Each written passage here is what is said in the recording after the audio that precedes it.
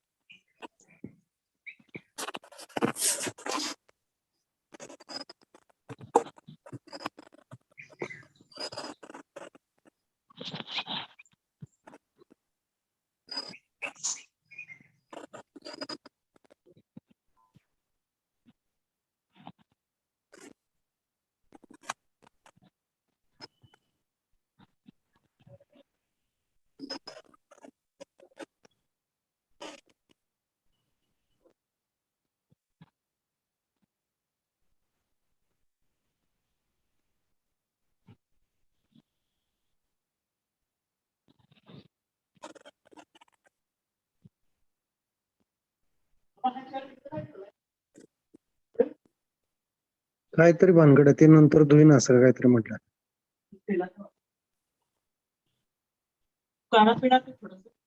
Sir चालू करायचं का करणे सर?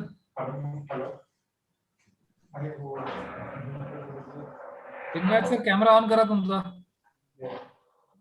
त्या पोरांनी काय लॅपटॉपवर काय करून ठेवले माहित नाही, ऑन नाही होते. सर वेगळंच काहीतरी दिसतं बरं का इथं तुमच्या कॅमेरावर. नाही काही दिसत नाही वेगळं, काही टेन्शन नको.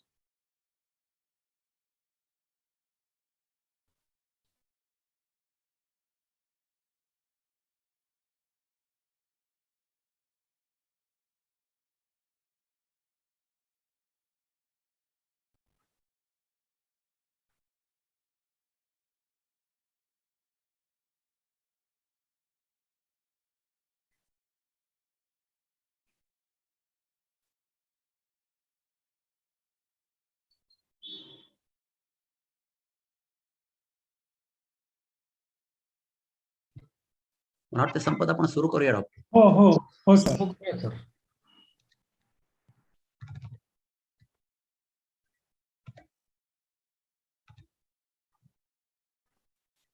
वाटतं कळलं सर, तुम्ही साधारणपणे संपत सरांचं एक छोटस लिंगायत सर असतील तर आपण लिंगायत सरांना सांगूयात, नाही तर तुम्ही ते तुम्ही म्हणजे लोकल इंट्रोडक्शन. लोकांनी केलेलं बरं पडेल.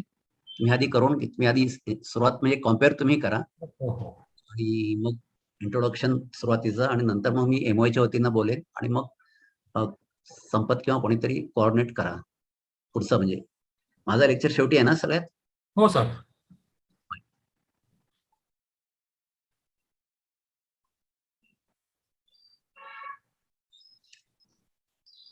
सर्वांनी रजिस्ट्रेशन केलं की एक महत्वाचं बघा, कारण मग ते रजिस्ट्रेशन केल्यानंतर त्यांना आपल्याला क्रेडिट पॉईंट देता येतील. सर आता लॉग इन करताना प्रत्येकाला कंपल्सरी रजिस्ट्रेशन करूनच लॉग इन करता येत आहे आणि बऱ्याचशा हो. जणांनी साधारणपणे त्यांचे एमएमसी नंबर्स वगैरे सुद्धा व्हॉट्सअप किंवा SMS केलेले आहेत, तर त्यामुळे ती आपल्याला एक यादी बनवता येईल. Wonderful, very good. तर 30 जणांनी रजिस्टर केलेलं आहे ऑलरेडी. स्क्रीनवर दिसतंय आपल्या झूमच्या. युट्यूबवरचं तर नाही माहित नाही. युट्यूबवर नाही रजिस्ट्रेशन, परंतु याला मी केलं होतं तसं की आपल्या याला येताना रजिस्ट्रेशन करूनच एंटर होईल अशा पद्धतीने. युट्यूबला कसं ज्यांना आता मोबाईलवर डायरेक्टली बघायचे किंवा नॉन मेंबर्स आहेत त्यांच्यासाठी युट्यूबमध्ये झूम मीटिंग मध्ये येता येत नाही त्यांना. They can just observe. Sir चालू करायचं काय आपण कशासाठी चालू करणं सांगितलंय. चालू करू का? लिंगायत सर. हो सर, लिंगायत सर प्लीज. हो चालेल. Good evening all. Myself Dr. Lingayat, Secretary Aurangabad Orthopedic Association. I welcome you on this ankle and heel pain CME arranged by Aurangabad Orthopedic Association on the aegis of Maharashtra Orthopedic Association. I first of all thanks to our President Dr. Rajesh Shinde sir, Secretary Dr. Karne sir. Today we got the faculty Dr. Sampath Dumbre Patil, who is a well-known foot and ankle surgeon, national faculty. Second is Dr. Santapuri, who is a well-known orthopedic surgeon, specialist in joint replacement surgery from Aurangabad. And our president, Dr. Sarang Devre, he is a multifaceted personality. So with the permission of Shinde sir and Karne sir, should we start the CME, sir? Sure. So first of all, I invite Dr. Sampath Dumbre Patil to give a talk on primary subtalar arthritis. Thank you all. Thank you, Karne sir and Devre sir for giving this nice platform for foot and ankle education. And little change as their subtalar arthritis is been covered by Santapuri sir also. So we decided that I will talk on ankle arthritis, so that then Santapuri sir will talk on the subtalar arthritis, and we will discuss then the retrocalcaneal bursa, and Karne sir will talk about the plantar fasciitis. So is my screen visible, sir? Yes, sir. Yes. And am I correctly audible? Yeah. I'm just going through some cases where we can learn few principles how we are managing ankle arthritis. This is a case of a 55-year male with significant pain in ankle joint. Weight-bearing X-ray shows hardly any ankle space, and he had very significant pain for over few years. Daily activities were also hampered. We went ahead, gave him all the options of conservative treatment, conserved him almost for few years, 2 to 3 years. But then when his daily activities were hampered, we offered him the option of ankle fusion because he was farmer. Point here I want to make is look at the preparation. We have to go really deep in, and when there is significant narrowing of ankle joint itself, you have to go significantly all around all corners of joint and prepare the joint nicely. Of course, you see if other joints are involved. Here subtalar joint was very good, which we confirmed on MRI, and then decided to do only fusion of the ankle joint. Look at here, joint is so narrow that reaching the posterior part is a challenge. So spend some time in preparing the joint. This is how we fixed and we achieved nice fusion. Another case, she is lady around 50-year lady, again having only ankle pain. This was probably syndesmotic injury which was not treated or neglected, and then she had very significant ankle pain. Here we decided because of less deformity, we decided to do orthoscopic ankle fusion, and we did orthoscopic ankle fusion in this case, and this is how we achieved after preparation we achieved fixation, and this is how post-op X-ray looks like. In orthoscopic ankle fusion, it looks that there is some gap, but this heals, and this is post-op follow-up X-rays. This is how she went on to heal, and look at her function. Right side, we did fusion, and this was video hardly after 4.5 to 6 months. And look at the gate. You will not be able to notice which side is fused, because here after fusion, if you give rocker bottom sole in a footwear, even that gate will be better with rocker bottom sole. Another case, she's a around 60-year lady with significant deformity. This was adult acquired flat foot and very significant ankle arthritis, but look at the valgus deformity. This was very significant valgus deformity, a stress riser on the fibula, and look at the deformity, very significant valgus deformity, very painful. Look at her video. She was walking with great amount of pain. This was not neuropathic ankle. This was adult acquired flat foot with significant valgus deformity and ankle arthritis. Since it was significant valgus deformity with some subtalar arthritis involvement, we decided to do TTC, that means ankle and subtalar fusion with nail. And this is the immediate post-op, and this is the moment on fusion. Now look at this. This will always be there. I will just run the video again. This will always be there, and this is at talonavicular joint. This is not at ankle joint. So if you are fusing both ankle and subtalar joint, a good amount of almost 10 to 15 degree of dorsiflexion, plantarflexion can occur at talonavicular joint. And look at her gait. There was very significant valgus deformity on right side. And look at this now. She's happy. She has good alignment. Although it is subtalar joint, both TTC, both ankle and subtalar fused, but she's doing good. Another case where she had some spinal pathology and ankle arthritis with significant varus. Now she was always loading on this lateral border of foot, and that's why there was something like neuropathic ulcer. So we did fusion of ankle in correct position through anterior approach, and this ulcer never healed for 12 years. Almost she was getting frustrated and demanding amputation. But after this good position of ankle, look at this, immediately ulcer healed, and now with plantigrade foot, there is a distribution of weight bearing all across the sole of the foot. Since this is neuropathic, some spine pathology as well, I always tell them to walk with walker boot, but generally they leave walker boot after a while.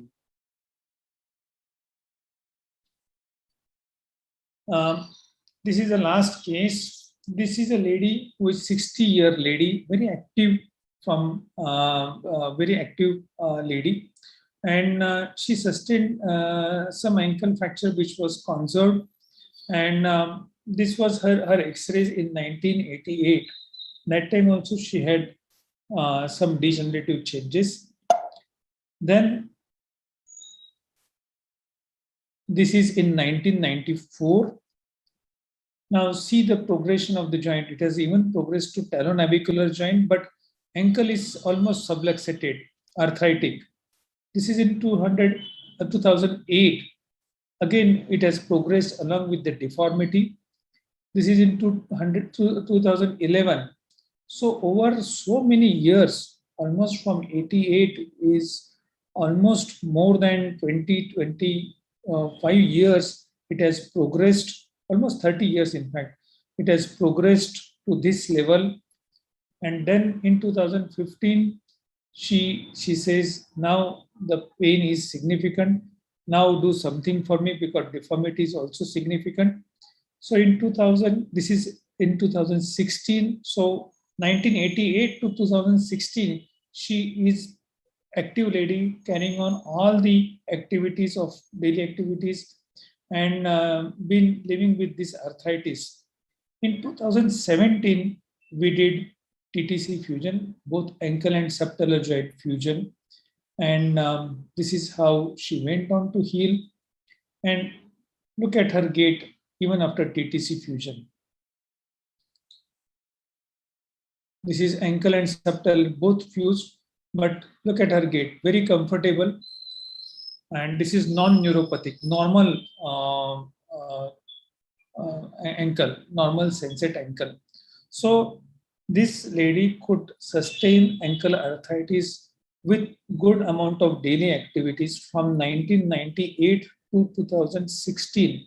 This is very significant period. So it is almost 12 and maybe 28, 30, almost 30 years she can sustain the arthritis. So message through this case is you have to treat the patient and not the X-ray. If you see some arthritic changes, we should not jump onto solution like surgical option of either fusion or replacement. You have to treat the patient. You have to see their functional disability, their demands, and give the solution accordingly. Let us not jump onto fusion or replacement or any surgical option with significant good conservative care. If they are able to carry out their daily activities, I think that is a message which I want to give. In Indian scenario, still ankle replacement is yet to get established. Few Western studies are there where 10 years survival rate has been now crossing even 90%. On our uneven surfaces, we are yet to see its results, but ankle fusion is still very acceptable option in our scenario. But even few years, definitely arthritis can be tolerated by our population, by our social, in our social status. Thank you so much. Thank you, sir. Yes, sir. Lingai sir, over to you, sir. Yeah. Thank you, sir, for your detailed information about the ankle arthritis. Karni sir, do you allow to ask the questions, or at the end we are?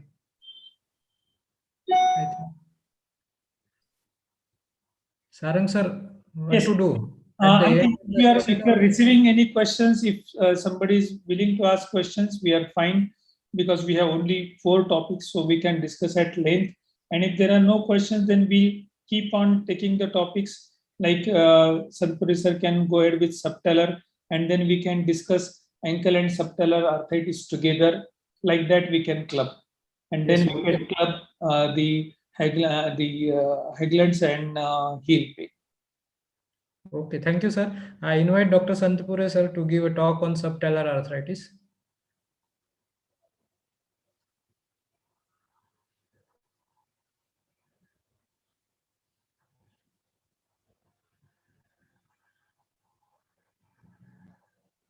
Santipure sir, just unmute yourself, sir. You're mute.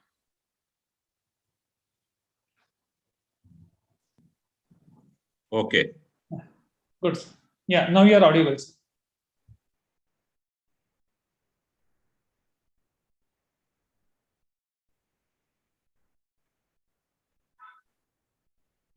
Am I visible and audible now? Absolutely, sir. So, ankle and foot, I'm not the specialist. I'm an orthopedic surgeon. So,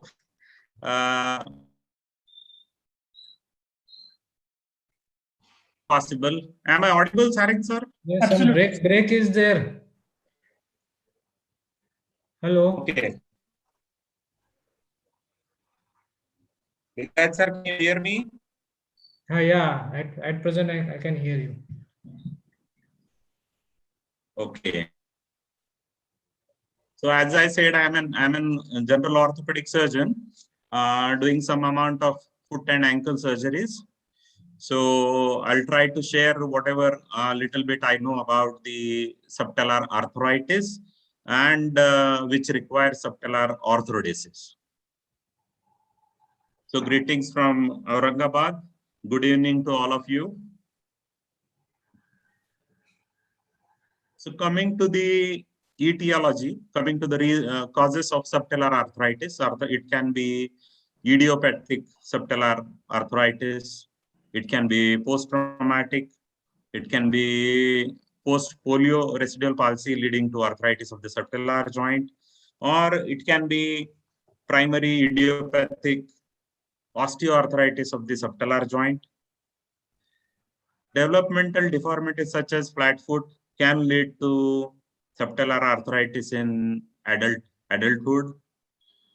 Inflammatory arthritis such as rheumatoid arthritis may lead to subtalar arthritis, neuromuscular disorders, nerve injuries leading to imbalance in the foot and ankle musculature, and sometimes tarsal coalition leading to subtalar arthritis. Again, we all see these patients in our day-to-day practice in OPD. They present with lateral foot pain, inability to walk on uneven ground. There will be tenderness on the sinus tarsi. If you try to see the movement, there will be decreased range of movement, stiffness. There could be visible deformity around the heel. And even we can give a local anesthetic in the subtalar joint to diagnose the arthritis. X-rays can be focused on the ankle. They are called as ankle series, and X-rays for the foot, they are called as foot series. So commonly taken views are a Broaden view, axial view, Saltzman view for the diagnosis of subtalar arthritis, where we can see the flattening of the longitudinal curve of the foot. We can see malunion of the calcaneum. We can see decrease in the height of the heel. All these things can be diagnosed on these various radiological imaging. Coming to what is good position for fusion of the subtalar joint. Good position for subtalar orthodesis. 0 to 5 degrees of ankle valgus, neutral talonavicular joint, neutral calcaneocuboid joint, and the forefoot should be plantigrade. So this is what we try to achieve at the end of a good orthodesis. Subtalar fusion or orthodesis can be done situ. It can be done, it may require distraction, or the fusion has to be clubbed with some kind of corrective osteotomy.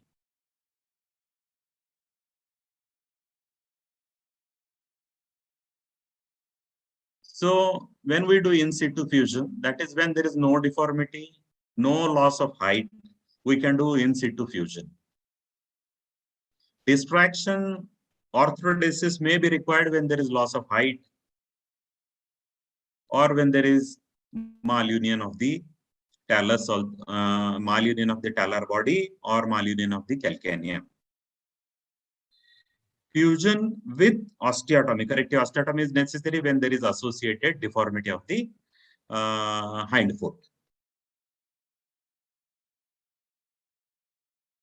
No deformity, no height loss, we can go for in situ fusion.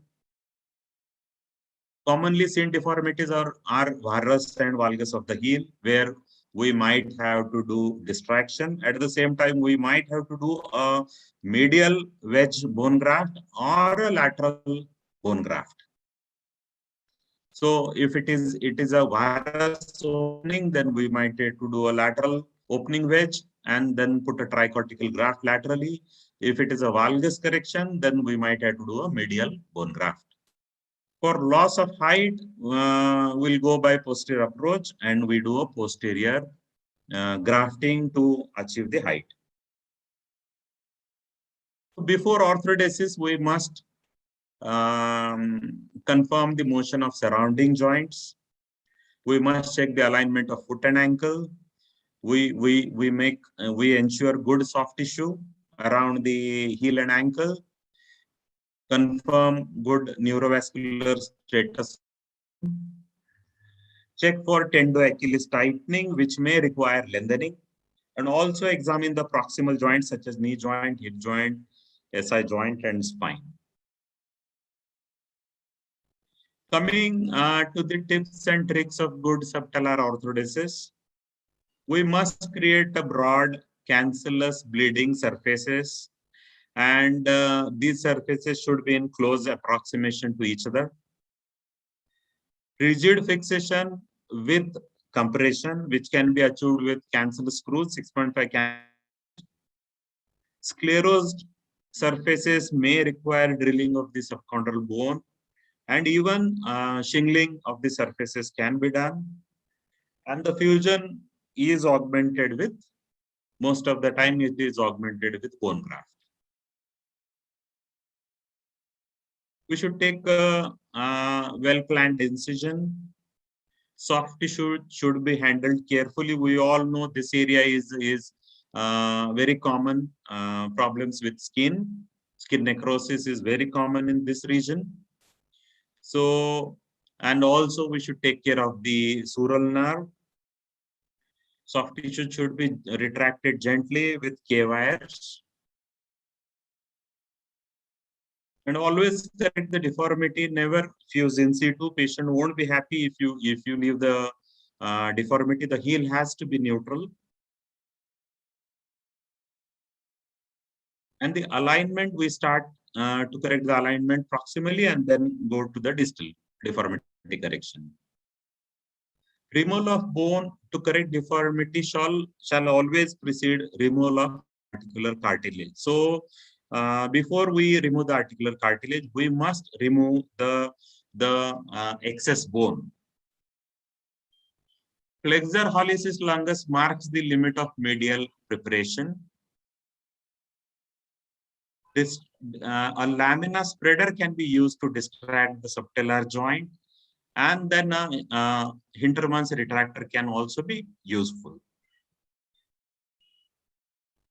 Excised bony fragments can be used for deformity correction in distraction subtalar orthodesis. So don't discard the bone which was excised. Bony bumps which were excised during the exposure can be used for wedge for fusion.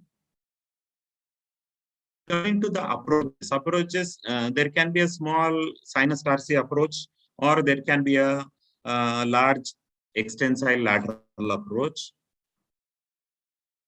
This is here I'm trying to show a small sinus tarsi approach in line with the fourth metatarsal, just distal to the tip of the fibula. This is a small sinus tarsi approach, and this is how it looks after the skin closure. Coming to the lateral extensile approach, this approach is almost similar to what we use for fixation of fracture calcaneum. Almost similar approach. Coming to posterior approach, when our aim is to restore the height of the calcaneum, very useful approach, that is posterior approach.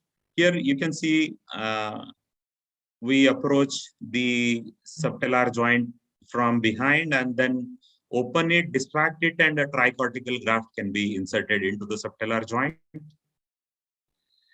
A distractor, a long bone a distractor, which is very useful for fracture reduction, can be used to distract the subtalar joint posteriorly before we fuse it. So this is how posterior approach, just lateral to the tendo Achilles, can be taken to approach the subtalar joint posteriorly. And a good lamina spreader can be used to restore the height. This is a clinical case of a very badly affected arthritic subtalar joint. You can see collapse of the calcaneum, which was opened posteriorly, and you can see restoration of the height. A tricortical graft being placed in the posterior aspect of the subtalar joint, and this is how we could restore the height of the hindfoot.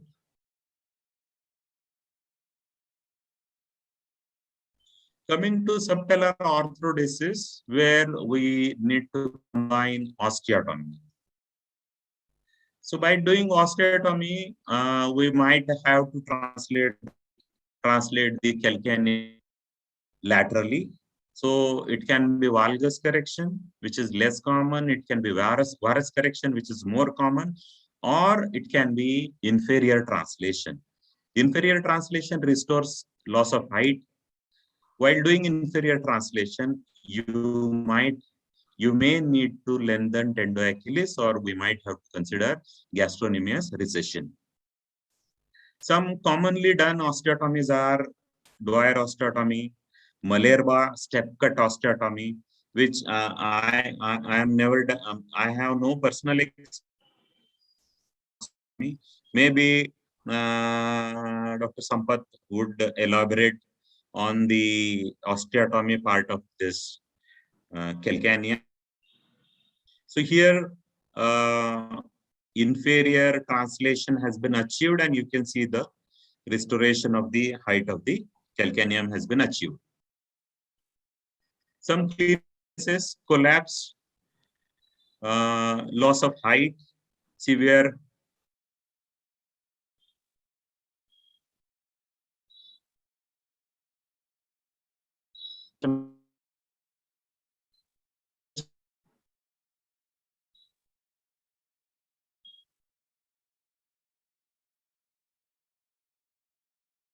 another in situ fusion, where we didn't do any corrective osteotomy, as the alignment was good, the height was good, so it was a in situ fusion with two 6.5 cancel screws. Care must be taken to pass these screws to the non-articular part of the calcaneum, non-weight bearing part. We avoid putting screws from this. They have to be from the weight bearing part of the calcaneum.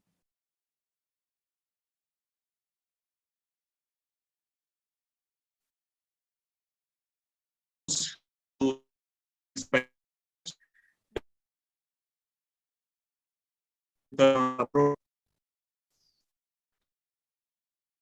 in situ fusion with two cancel screws, and this was the so this is my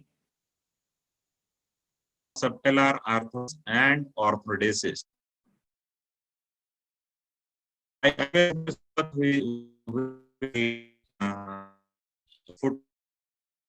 you further elaborate on the topic.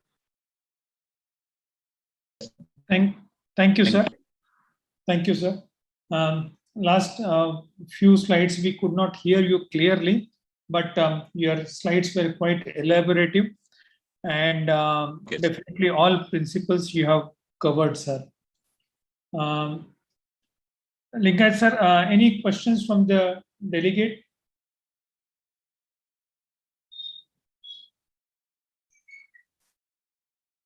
Hello. Before that, I request add a few things which might have missed from my side. No, sir. You have. You Yeah. request you to say a few words about radiology of subtalar joints. Absolutely. Radiology and corrective osteotomies. We would like to hear two things from you.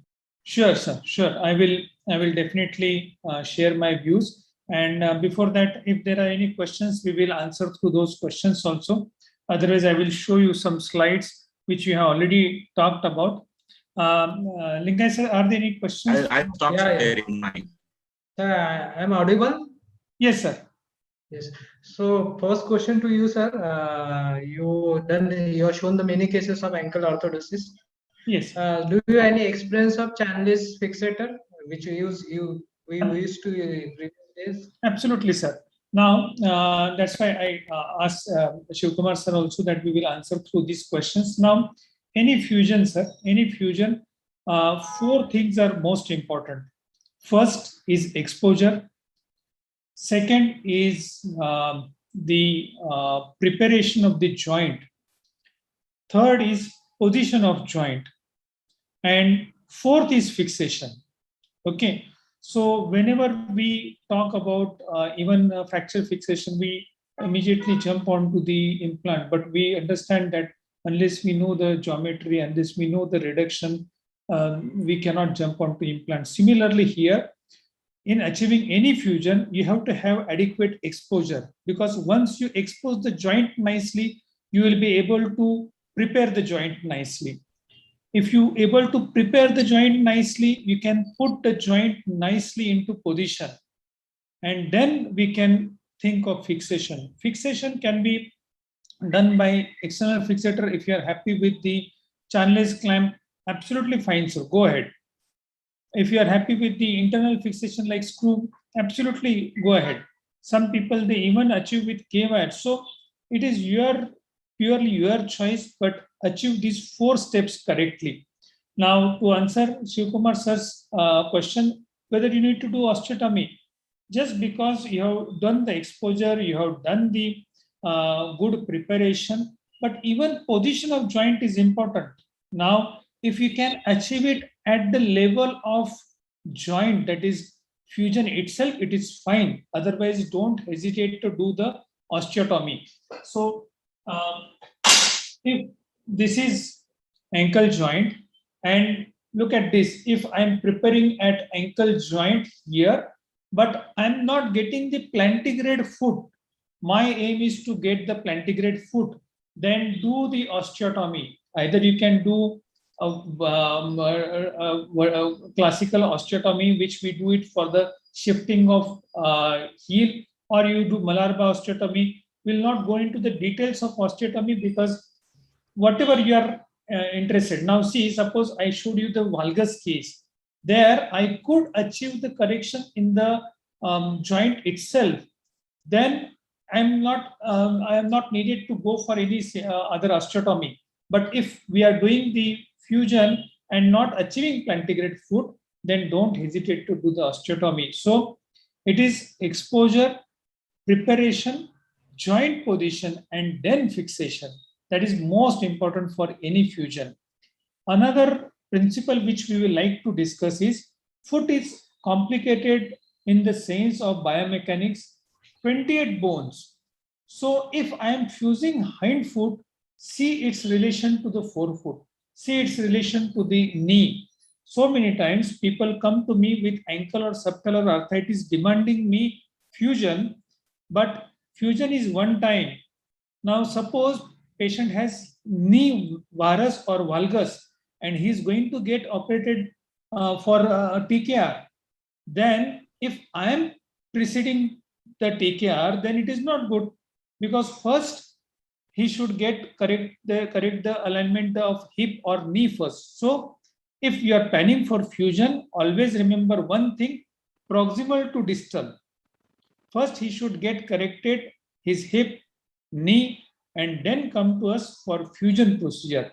And as I showed you, that was case who could tolerate ankle and subtalar arthritis for 30 years. So definitely, and without compromising any of our activities. So message is, don't jump onto fusion. You can have some modification in shoes, and most important modification is to give the rocker bottom shoe. Rocker bottom is, suppose ankle arthritis. Rocker bottom is like this, the footwear with rocker bottom sole. So that can give you some feel like लहान मुलाचा घोडा कसा खेळतो तो, he just rocks with without spending much energy. Similarly, rocker bottom shoes. Now, where do we get these rocker bottom shoes? Just ask for running shoes. Running shoes, you just imagine that this is a plain surface. Our routine shoe has a flat surface like that, while running shoes will be elevated from front and from behind also. So those running shoes are fine enough. If you put on those running shoes, they can definitely buy a few years before going for fusion.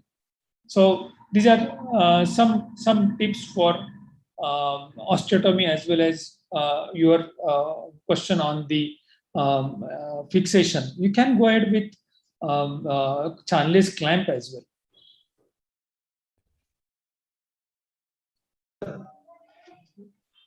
Hello. Yeah, any other question? Sir, Yeah. what is your choice of implant, sir? When you put an interlocking nail, when you put a cancellous screw, and what is your post-op protocol when you start the weight bearing? Okay, so nail is to be reserved for TTC fusion, that is ankle plus subtalar fusion. But it is very tricky, to be honest. Alone, don't depend on nail to do everything for you. You must have seen side screws going across the ankle and subtalar joints. They were also very important. If you are only talking about nail per se does not give you perfect compression. With nail also, you need to have some derotation screws, because then it allows the rotational stability as well. So along with nail, literature supports putting staples, but in our practical scenario, we put screws which are going across the subtalar joint or across the ankle joint. So nail alone cannot achieve fusion. Be careful while selecting nail. For fusion, it is different scenario. Again, I'm focusing on those 4 points.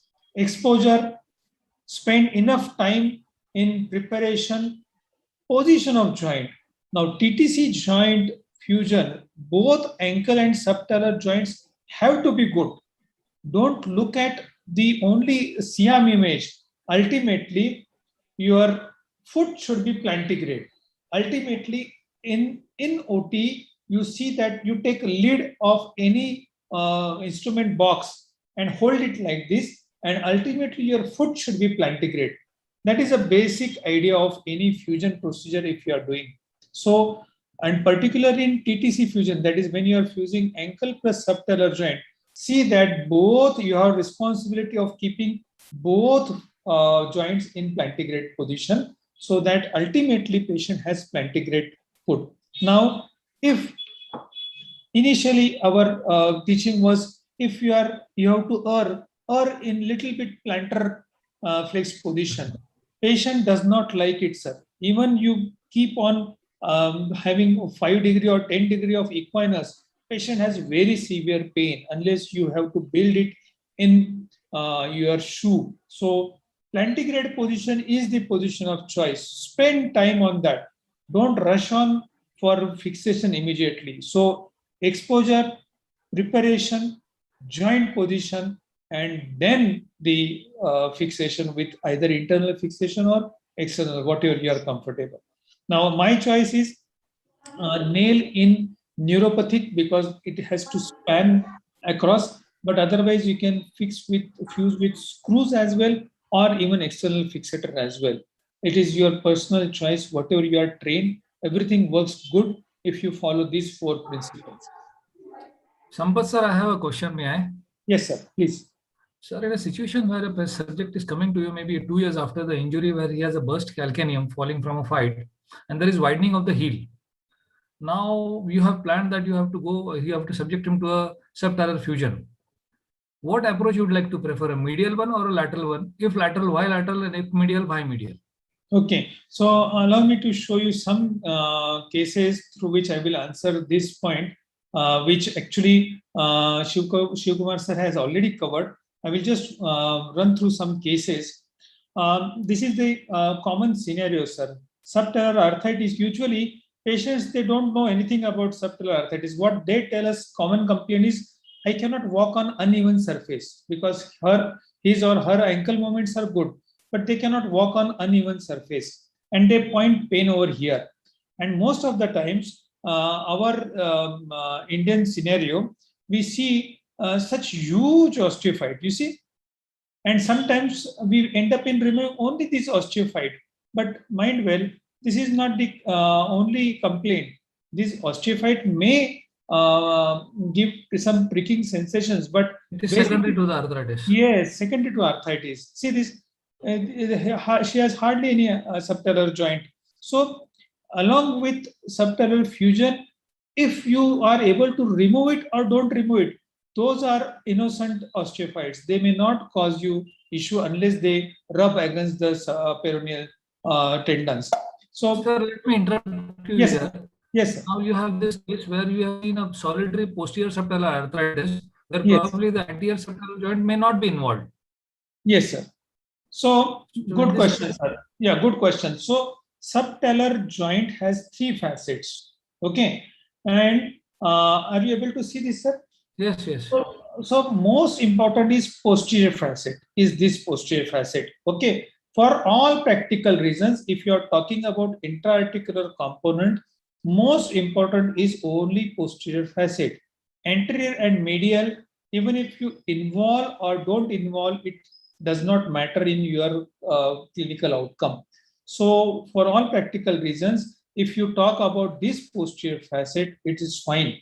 While fusion also, while evaluation also, anterior and medial facet component is very small. So most of the times, symptoms wise and even fusion wise, posterior facet is most important. Okay, does it answer your question, sir? Sir, last question. Yes. Thing is that in a broadened and widened heel, where there is almost a flat foot, or where say there is a flat foot, there is where there is peroneal spasm. Yes. And we can make out, that even there is medial widening of the calcaneum also. Yes. So will you address this problem going both medially and laterally, or only laterally you are going to address it? Again, good question, sir. Malunited calcaneum is totally a different ballgame, sir, because malunited calcaneum, if you are addressing, then you have to address all the pain generators. Actually, Raju Shah sir has come with very good classification where he addresses only pain generators. It is not only the subtalar arthritis which is a pain generator. It is a widened heel, as you said, then shortened decrease in height of calcaneum, or the medial exostosis, lateral exostosis. If that is a pain generator, you have to go there and you have to address it. If it is medial exostosis, then you have to go there. If it is rubbing on into medial neurovascular bundle, you have to decompress that also. If it is lateral exostosis, giving pain to the peroneal tendons or irritation of peroneal tendons, you have to go laterally. So in malunited calcaneum, whatever is the pain generator, you have to address it. I remember Rajesh Shah sir presenting one case where he has almost addressed almost 10 points where they were all pain generators in their case. So wherever there is a pain generator, you have to go there. I will just show you in next case, sir, where are the pain generators? Look at this. This answers your question, sir. Now, here is subtalar arthritis, but it is not only the subtalar arthritis which is giving him pain. It may be varus. It may be lateral exostosis. So if it is on medial side, you have to go on medial side, but rarely you have to go on medial side because usually the varus is the component. So medially, very less times you have to go. And see this lateral exostosis varus. So and subtalar arthritis. So what we did, we took sinus tarsi approach, as Sanpuri sir had also shown us. We took out this lateral bump, that is exostosis, and then we used this same bone bump as a bone graft for subtalar joint, and used it as a subtalar bone graft.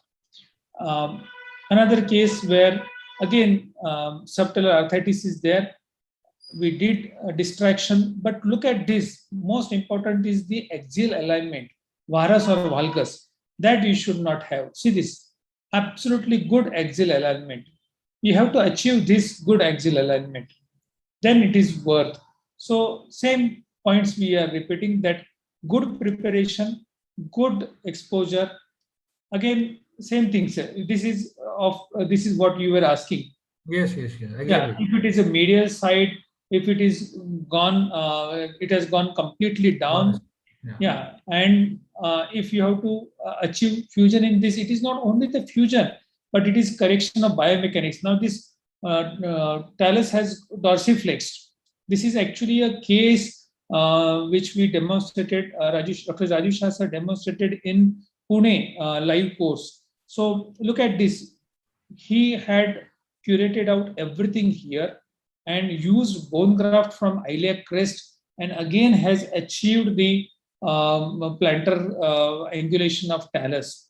And then here bone graft was used. Bone graft from iliac crest was used. And this is how again normal biomechanics were achieved. See this, not plantar flexion, but at least we could get the dorsiflexion, get the normal orientation of talus, so that he will have some dorsiflexion ankle remaining. Okay, and see this, it is much better than what it was there before. And this is what is recommended, that it is not only the fusion, but correct the biomechanics as well. Sir, You- may I? Yes, sir. Sir, in the last slide, what you showed, that we could achieve the height and the orientation of the talus. In Yes. such cases, as Sanpuri sir has demonstrated, will you be going a lengthening of the tendo Achilles, or you would be making a proximal migration with the bone chunk over it?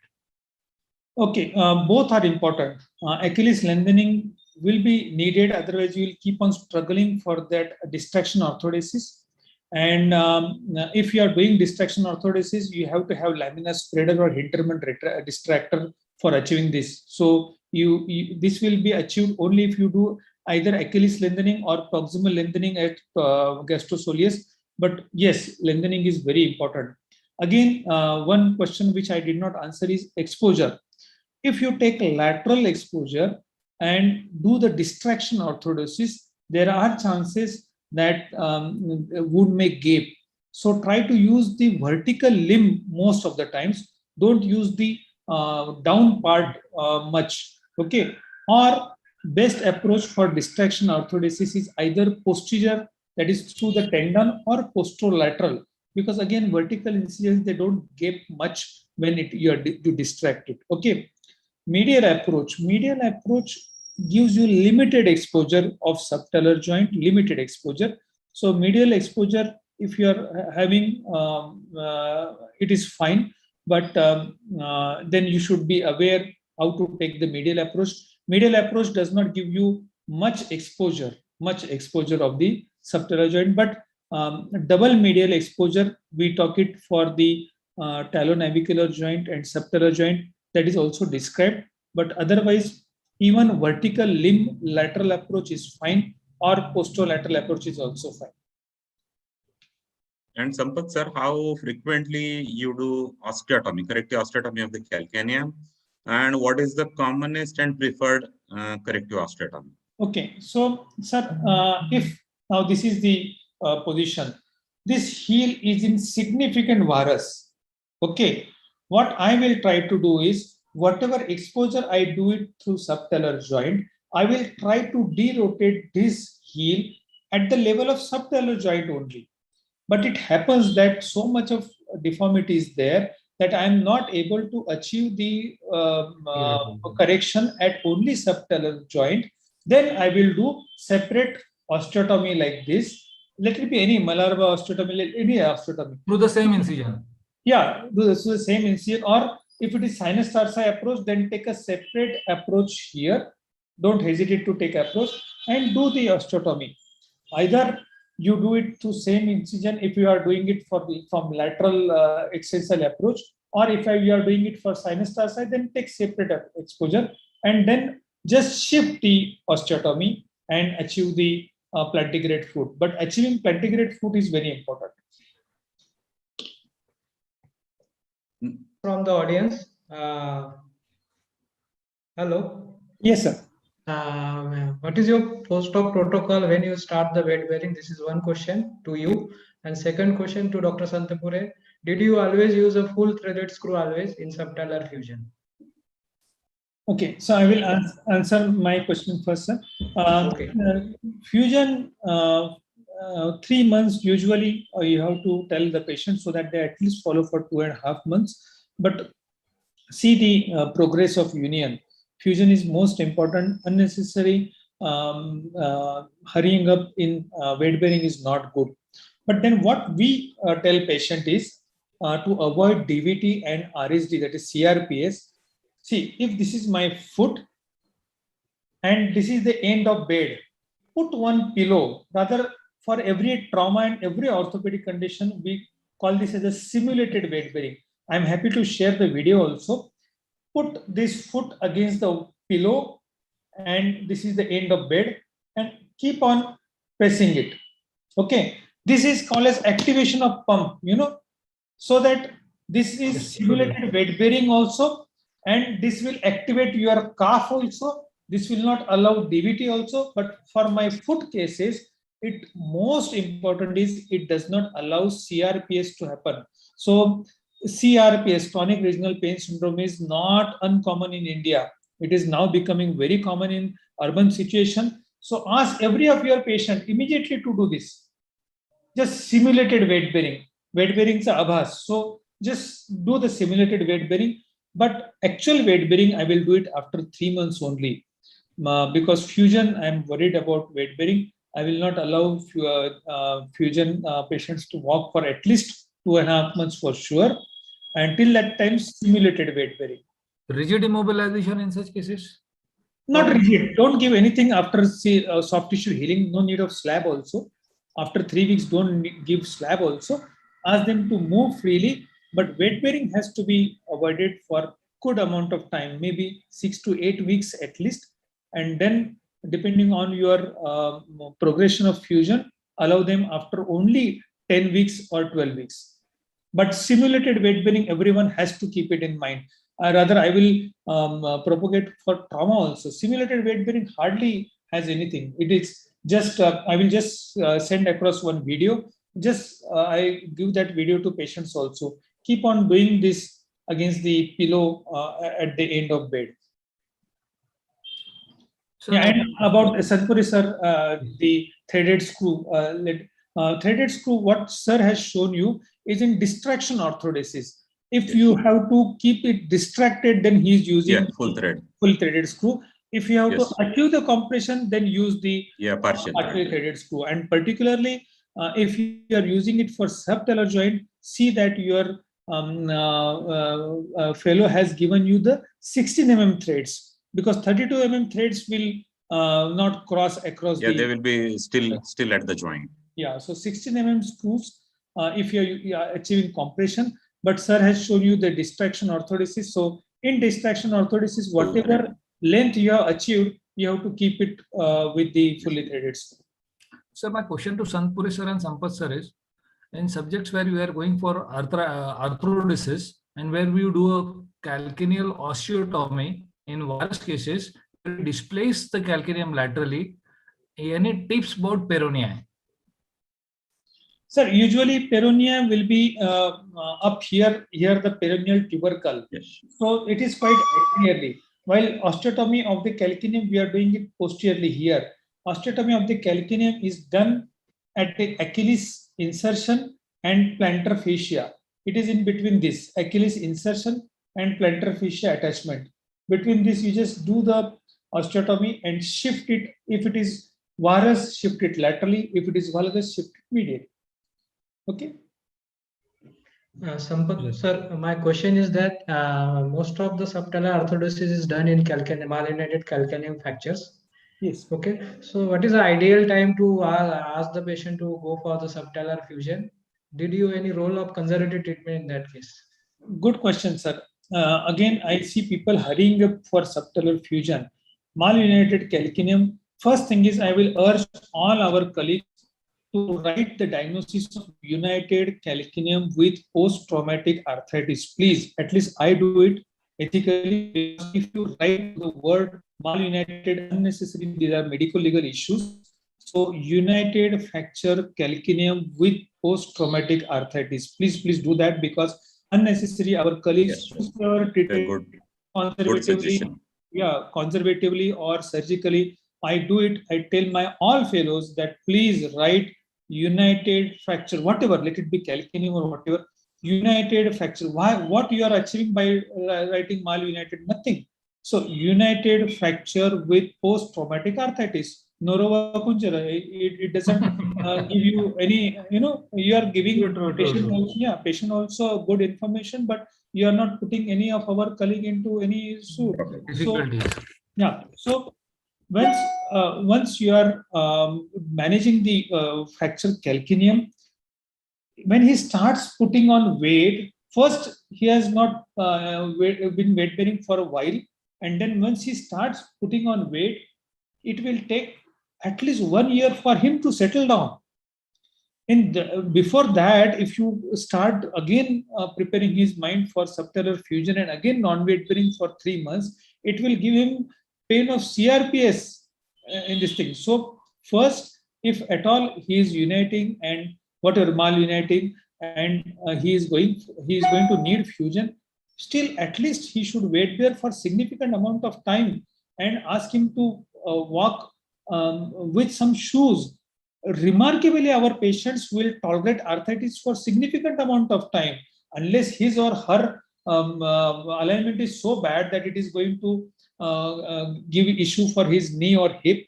But rarely this happens, because when they are treated primarily, our colleagues, they see a good alignment. If it is subtalar arthritis, I have shown you that lady who tolerated ankle, talonavicular and subtalar arthritis for 30 years, and a very active lady. Give them good sports shoes, they will tolerate arthritis for significant amount of time. Don't jump onto fusion, because once you are going for fusion, it is not only the fusion, it is all pain generators. It is alignment, it is the reflection in midfoot, reflection in hindfoot, reflection in knee, everything you have to see. Don't jump onto one part, that is fusion. So once you buy the time, you will understand, sir, मला हे इकडे पण दुखतं, मला इकडे पण दुखतं. You will come to know what are the other aspects also. So give him shoes, sports shoes, ask him to walk, understand his problems, and then go ahead and fuse or address those all issues. So fusion alone is not going to do trick for him. It is all those issues of malunion you have to address. Sampath sir, earlier we used to use supracondylar nail, the short supracondylar distal femoral nail for fusion. So is it still being used, or have you used it, or what exactly, what is the nail you use, and is it done in prone position? The patient is in prone, supine, lateral, how is it? Yeah. The nail and the position of the patient. Yes, sir. Again, same thing, sir, that some people are even using proximal humerus nail also, where it is not available. Proximal humerus nail, distal femoral nail, everything is fine, sir, if you are maintaining the good position of the fusion. If valgus or varus of now hindfoot nails have been developed, it is easily available everywhere in Maharashtra as well. But if even those nails you do not use it properly, then you are going to get fusion in position. So whatever implants, again I'm repeating, whatever implants you use, first what tip I am going to give you is, suppose this is ankle and subtalar joint. In axial alignment, most of the time the malalignment is there. So what I do usually is pass on the DHS guide wire as a derotation. Whatever first position you want to achieve it. Pass on one derotation guide wire, DHS guide wire. Why DHS guide wire? Because it is not that flexible. So that wire is not going to allow the position to get changed. Then put on another wire, which is your guide wire. Suppose first wire goes into the center. Okay, say that this is my guide wire, and second wire should be derotation wire. Suppose first wire goes in some other position. So this is your derotation wire. Use that as a guide, and puts your wire into the center. Got my point? So then any implant is fine. Okay, let it be. Only issue is know your implant correctly. If it is a distal femoral nail, how much valgus it has, where should be the valgus lying. If you are using the femoral proximal humerus nail, again it has a valgus, where should be. So everything has to be known. And see this, I want to show you this particular part. This is the, are you able to see, sir? Yes. Anterior part. Now everybody imagines the posterior part of the calcaneum. It is very wide. But look at this, anterior part and posterior part. Posterior part is so wide, but the entry for the nail is in this anterior part, which is deficient medially. I have seen so many people, including myself, missing onto this anterior process of calcaneum. So what is the tip? In lateral view, when I'm putting on the guide wire, it should seen as a standing on the calcaneum. Sometimes you will see like this, it is directly hitting the talus because anterior part is deficient. So any implant you can use, but keep it in mind that it has to have entering through this anterior narrow part. So if it is distal femoral nail too wide and you are going to miss this, then it is not good. So any nail will do, even fixator will do, but see that ankle and subtalar joint have to be aligned in plantigrade position. Any nail will do, sir. You are at your expertise, you have used distal femoral nail, go ahead. But now hindfoot nails are available, use them. It is sent all across Maharashtra by all local people. So this thing is fine. But again, alone nail is not going to give you fusion, achieve fusion with other screws. Prone, is the Thank you, patient sir. in prone My or supine? question is to Santapure, sir. Yes, sir. We most of us do the subtalar fusion in pediatric age group for plano valgus. So what is your experience and what are the indication to do the subtalar fusion in plano valgus in the pediatric age group? Severe painful plano valgus foot. I think we used to do during our residency and probably what it was called Grice Green operation, I think. So a Grice Green option through a small sinus approach where we used to insert cortical grafts into the sinus tarsi and which used to lead to ultimate fusion of the subtalar joint. That we have done in the past, sinus tarsi approach and limited fusion. When you advise for fusion, whether you advise corrective shoes up to how many days and after what time you advise us fusion for that patients? Valgus, severe valgus, painful valgus. Sampath sir, your views about this? Yes, sir. So pediatric cases, extraarticular, as sir has rightly mentioned, extraarticular fusion is recommended. And most of the times, if you correct it, then you will not need any special shoes. Any sports shoe will do, because after fusion you are taking care of alignment. So before fusion, is there any role of corrective shoes? Yes, sir. In fact, customized insoles in regular shoes will do most of the times this thing. Hardly 10% cases I do fusion. 90% cases are very well managed with conservative care, that is custom-made insoles and routine sports shoes. Very few people will require fusion. So fusion is a last resort. I will make patient to come to me at least 3-4 times before he convinces me that he is heading for fusion. And as I told you, sir, our patients, they tolerate arthritis for significant amount of time if their alignment is getting corrected. Like HTO, sir. If you go ahead with in young patients good HTO, that will borrow some 8-10 years, and then you can go for TKR. Similarly, if limb alignment is good, they will tolerate arthritis for significant amount of time. Sampath sir, do you have any experience of fusion, subtalar fusion in primary arthritis of subtalar joints such as OA and seronegative orthopathy?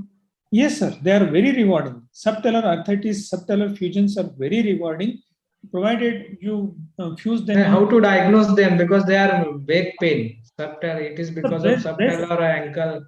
Yeah, best cases are the rheumatoid arthritis cases. Rheumatoid arthritis cases, they come to you like that lady which I show you. She was pointing out. She herself is pointing out that look, this is giving me pain, and I cannot walk on uneven surfaces. They demand some kind of intervention, but don't sell this surgery. As I told you, they keep on coming to me. After 4 or 5 years, I fuse them. They are very happy. They are very happy because basically, if you tell them that at home, put on slippers.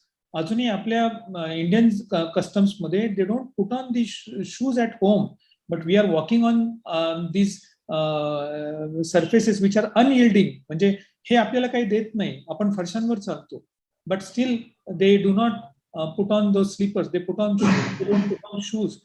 So if they put on this, they can buy few years, sir, definitely. Okay, one question from the audience. Delegate, can we do the osteotomy while using the nail? And what about the reduction? Osteotomy, it will be very difficult scenario you are doing. See, when you are inserting nail, you have got two sides. One is ankle, second is subtalar joint. At these two sides, definitely most of the deformities can be managed. Third osteotomy, then you will literally entering the zigzag fashion. Usually it will not be needed because most of the deformity can be managed by taking some cuts at the ankle and subtalar joint. I think we need to give time to our next two speakers. Yeah, I will urge you to, we can take the questions at the last this thing. I will urge to take ahead and go to our next speaker so that at the end of talk again, we will take some questions. So I invite Dr. Sarang sir to give his talk on the retrocalcaneal bursa.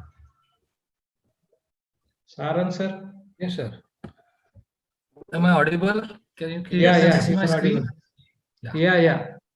Fine. Good evening, Shinde sir, Karne sir. Thank you for giving AOA opportunity to host this small webinar. It's very Sarang sir, full screen घ्या ना, slide show आलाय.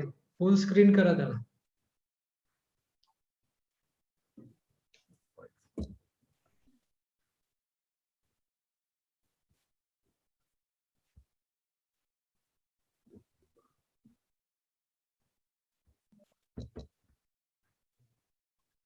इथे slide शोचा खाली slide show आहे ना खाली. Sir एकच minute.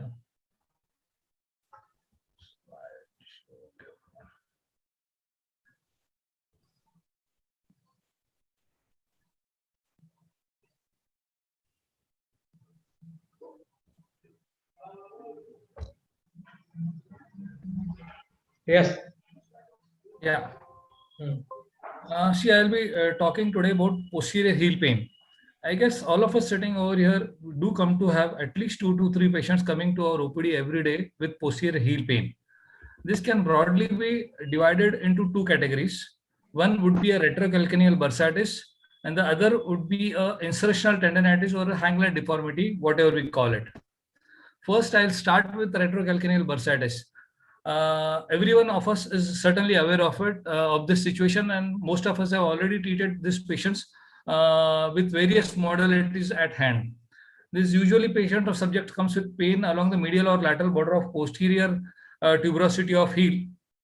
45 plus age group is the usually presentation. Most of the times they are females, There may be no history of any obvious trauma that the patient may recollect.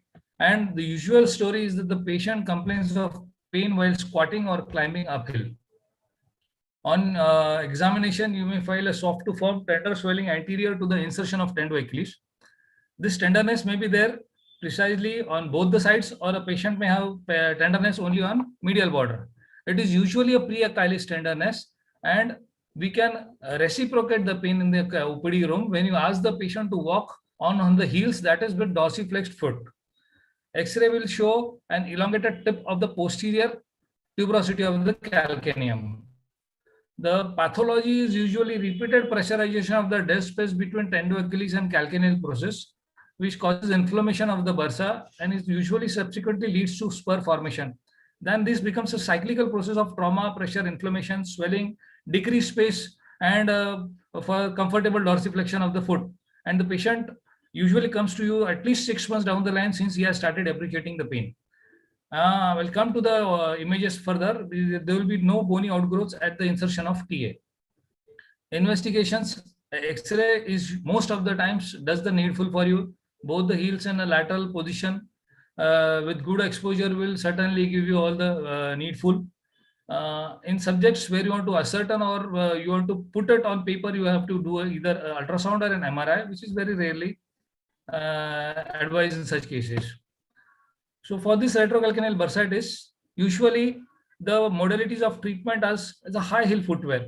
What this usually would do is that this will increase the space between the tendon, tendo Achilles, and the upper part of the posterior tuberosity of the calcaneum. A local ultrasound, analgesics, collagen medicines, and we have seen so many. In fact, it was used to be seen previously.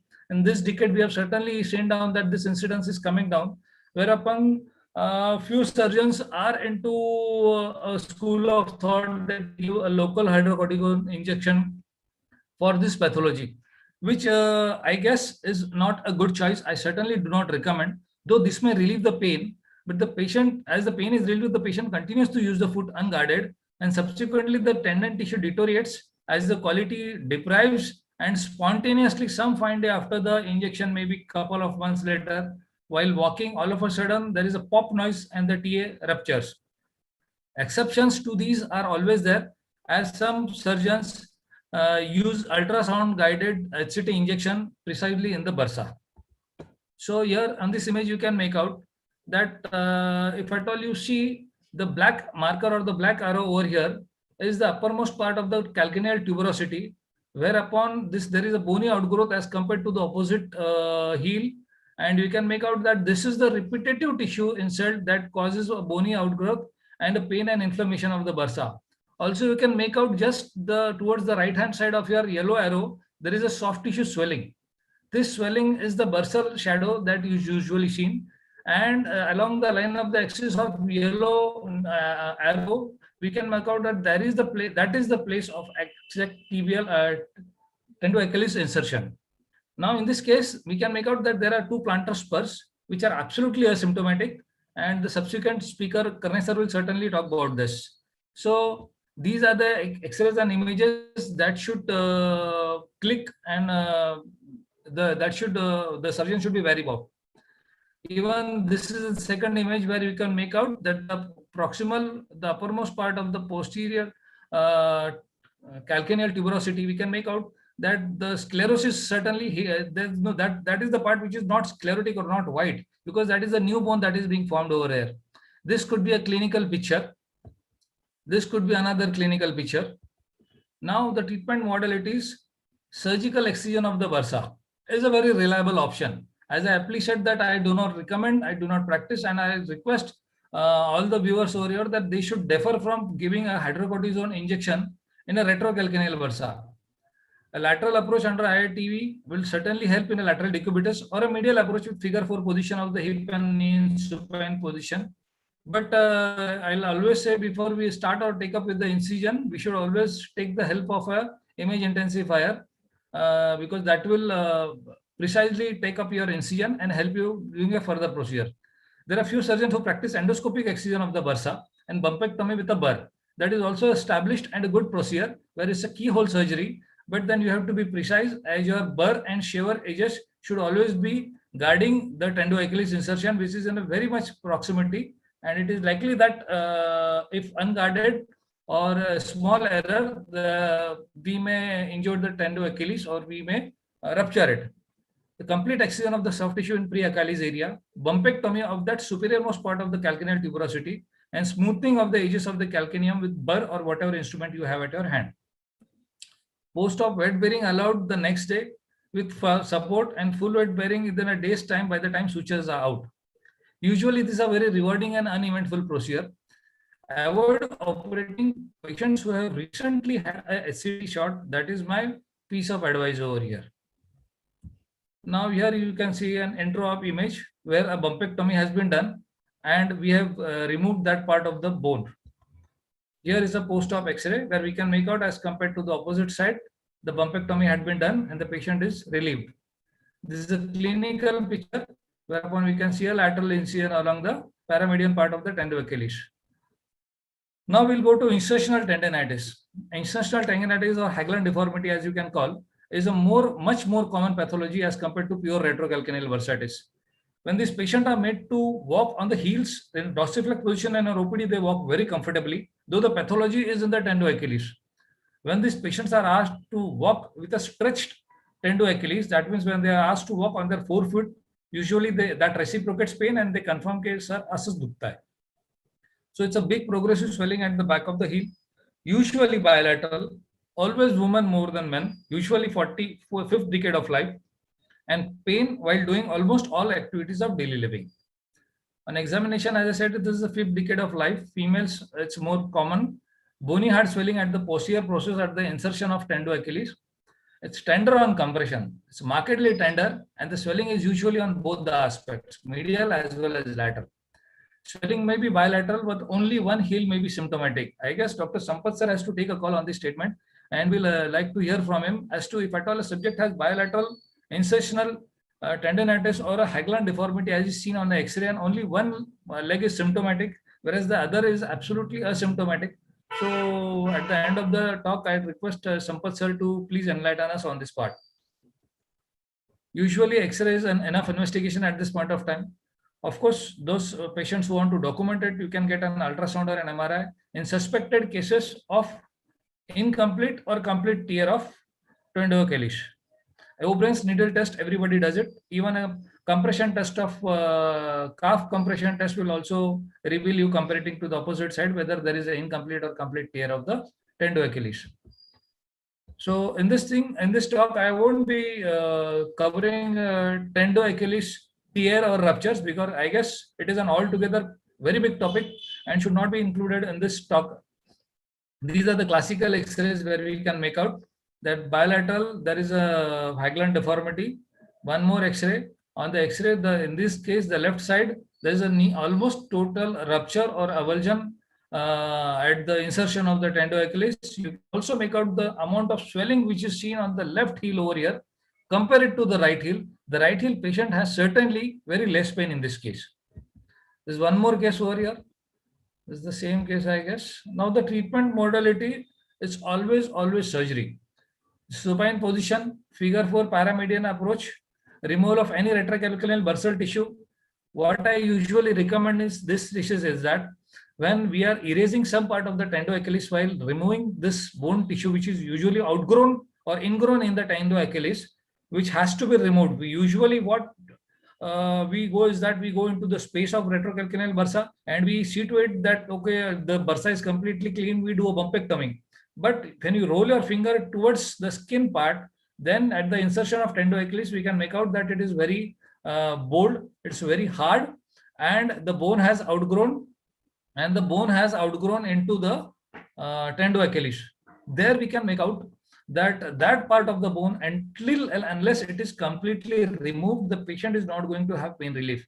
That pain relief will come by dissecting that tendo Achilles, and at occasions there were occasions where we had to erase more than half of the tendo Achilles to reach out that space.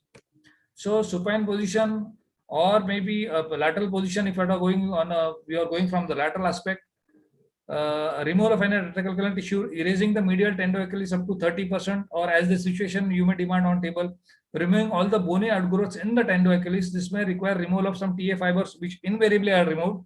Always make sure you have removed both and medial lateral bony prominences. If you are going from medial approach, you see to it that you are insinuating a finger beyond on the lateral aspect of the calcaneal tuberosity, and you are removing the bony outgrowths over there as well. And as I said in the initial part of the talk, that an II image is a very important aspect throughout the surgery, because that will precisely help you locate the bone part which you have to come out with. At times you may have to erase more than a TA. Now this is usually the position during at the end of the table. You can put a roller or surgeon gown, or maybe a small 2-liter bottle, or we can just hang the leg down the edge of the table, and that will give you a sufficible position over here. Now here, this is a post-op X-ray where we have used a suture anchor to suture back the erased tendoachilles back to the calcaneum. You can even make out that there's good amount of bumpectomy that is being done. So we use a 5 mm suture anchor, usually a double-loaded one, so suture back the TA to the calcaneum, and the wound is closed in layer. We usually immobilize the leg in equinus with a high BK slab, and we keep the leg non-weight bearing for usually 4 weeks at least by the time the tissue heals to the calcaneum. Here in this case, it was a bilateral decompression, so we can see bilateral this screws, and we usually do this in a single sitting. On this, the one to the right, your image here, as we see that the bumpectomy was not adequately done, but there was a substantial amount of space. Finger could be insinuated between the TA and the posterior process. This is one more case. These are the post-op X-ray. This is sometimes we get to see these complications when there is an excessive retraction while trying to salvage the tendoachilles. Here the left heel is completely healed, but right side scar we can make out there's some wound issues. They gradually subside. Now these are some unusual situations where we can see that the almost posterior 1/3 of the calcaneum is completely wiped off. This is cycle spoke or motorcycle spoke injury, where usually the second pylon rider usually doesn't have a place to keep, and he usually puts his leg in search of some support, and he lands up with his leg in the posterior, the rear tire, and that is how there is complete erosion of the calcaneum. Of course, this comes with soft tissue insult, and we have to go and do a debridement, suture the tendoachilles back to the calcaneum with 2 suture anchors out over here. Now this is a ruptured tendoachilles. As I said, that we should be deferring putting a hydrocortisone injection into retrocalcaneal bursa, because these are the subjects who usually land with a ruptured tendoachilles, and in those situations where the tissue is very unhealthy, end-to-end repair doesn't suffice. So here we have gone ahead and done a reconstruction with the peroneus brevis tendon, and simultaneously augmented with a repair with a 5 mm suture anchor as well. This is another case where we have done a reconstruction with peroneus brevis and also augmentation with a suture anchor. Now these are the images of few subjects where I've seen that this you should be taking a note of. Usually people try to hide and the patient may not tell you correct history. If at all you are planning any surgery in this area, this white scar or whitish discoloration or demelanization of the skin is secondary to a hydrocortisone injection, and these subjects are at utmost risk of rupturing a tendoachilles. So if at all it was only a retrocalcaneal bursa, you go in, remove the bursa, do a bumpectomy, and subsequently the patient comes to you 2 months down the line with a ruptured tendoachilles, and the blame will come on you. Eventually the thing had been the tissue was dying every day after hydrocortisone injection, and this color should raise a red flag, and the surgeon should be very much skeptical about taking such patients on table. Thank you.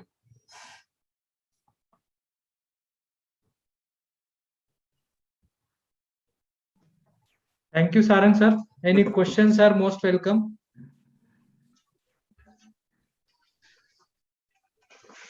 Well, the question is about the calcification in the retroachillus, in the tendoachillus. When we see the calcification in the tendoachillus, what does it mean? Sir, calcification, if that calcification is continuous up to the calcaneal tuberosity, then probably it is the same Haglund, it will come into the same configuration.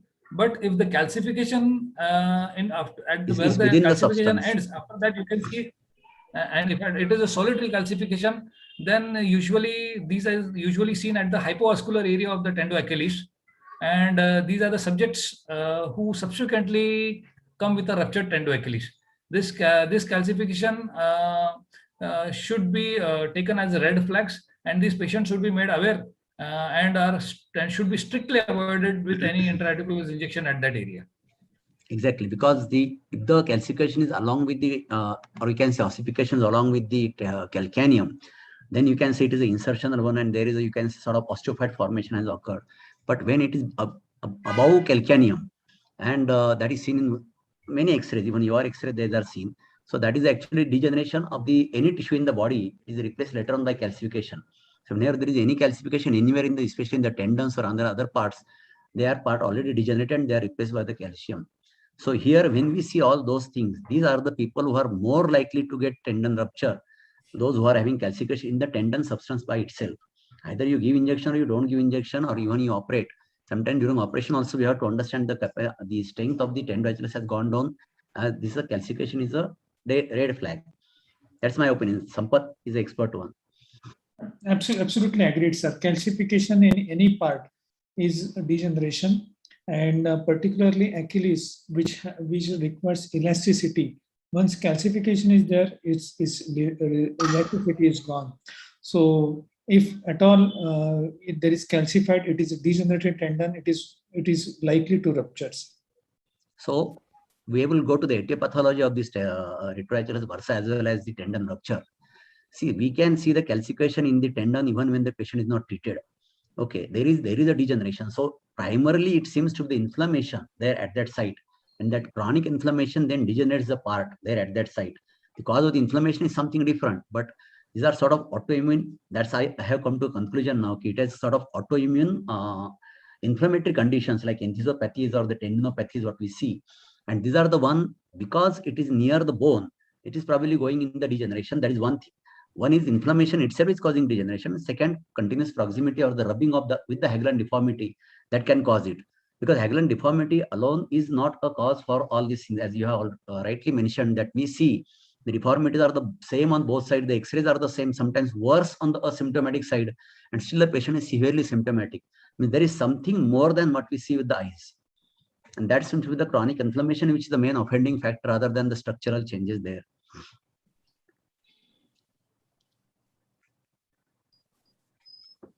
My question to Sarang. Sarang sir, Sir. did you any time conserve the calcaneum spur, or always you excise it? Sir, if it is symptomatic, it has to be treated. As I told you, that subjects come to us with bilateral heel swelling, and only one is symptomatic. And so the other one, which is asymptomatic, there is no reason why we should touch it. So only those symptomatic spurs where we show that the calcification at the insertion. Retrocalcaneal bursa, usually the patient won't come to you in initial 15 days. He will come to you maybe after a couple of months or maybe more than that, where he have tried everything. The only reason is that we have to dig and ask the same history whether he had a SCT shot. That is one thing which I guess I'm emphasizing on this talk today. Did any role of conservative treatment in the calcaneum spur, or always if the patient is symptomatic, will Sir, we will separate this discussion as a supracalcaneal spur and infracalcaneal spur. We are all talking about the supracalcaneal spur right now. Am I right? Great. Yeah. Okay. Go ahead, sir. Dr. Sarang, go ahead. Sir, Lingayat sir, there are two things. As I have said, that we have distributed the posterior heel pain into two parts. One is the superior most part of a calcaneal tuberosity, which usually tends to overgrow and grows up, and eventually in subjects where you are required to repeatedly squat or sit on the floor or excessive dorsiflexion climbing uphill. These are the subjects demanding to their activities of daily living. They will come up with a heel pain. Of course, initially on very first visit, you are not going to operate them. You will certainly give up a very fair trial of conservative, whereupon you have used, as I told you, that we give analgesics, we give local ultrasound, we use some collagen peptides and all that.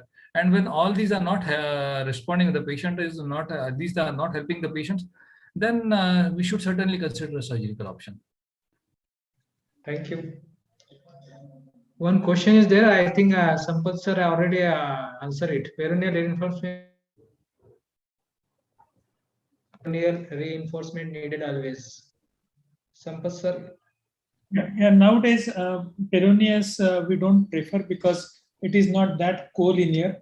So if it is Achilles here, FHL is just next to it. So FHL is more collinear and more phasic than the peroneus, which is little lateral and going away.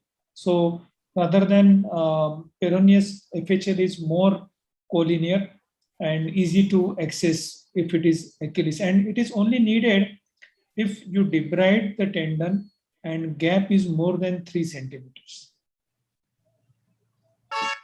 Do you, Thank you. Dr. Sampath, Sampath sir, one do you question. cut the FHL completely or you take a part of that? No, FHL completely, sir. FHL So is is there any problem with then the what happens to the flexion of the grade 2? no, sir, because anyway there is a flexural hallucis brevis also. So even if you cut longus FDL, there is a knot of Henle, not brevis. I am wrong. The knot of Henle is there. So distal stump of the FHL at the knot of Henle along with FDL will again give you the flexor, although a little weak, and still intrinsic muscles also give FHL the power. So usually functionally there is no issue. Sir, one question to Sampath sir. Yes. Sir, a subject is having bilateral heel pain, bilateral heel swelling, bilateral insertional tendonitis as seen on an X-ray or maybe a bony outgrowth. Why only one leg is symptomatic? Yeah, so that's why I was answering this question after Karnis's talk, because again it is going to get covered. Fine, sir. Fine, sir. Fine, Yeah. sir. Okay, yeah. Because I'll just give hint. Anything bilateral, you have to think of little systemic part. Bilateral heel pain, either it is plantar fasciitis, either it is heel pain. First suspect systemic, and there are so many systemic things which we little bit neglect and focus on anatomical part. But let us answer after Karnis's this thing also. Thank you, sir. So I invite Dr. Karne sir, our colleague secretary of Maharashtra Orthopedic Association, to give his talk on the heel pain. Karne sir. Okay, thank you.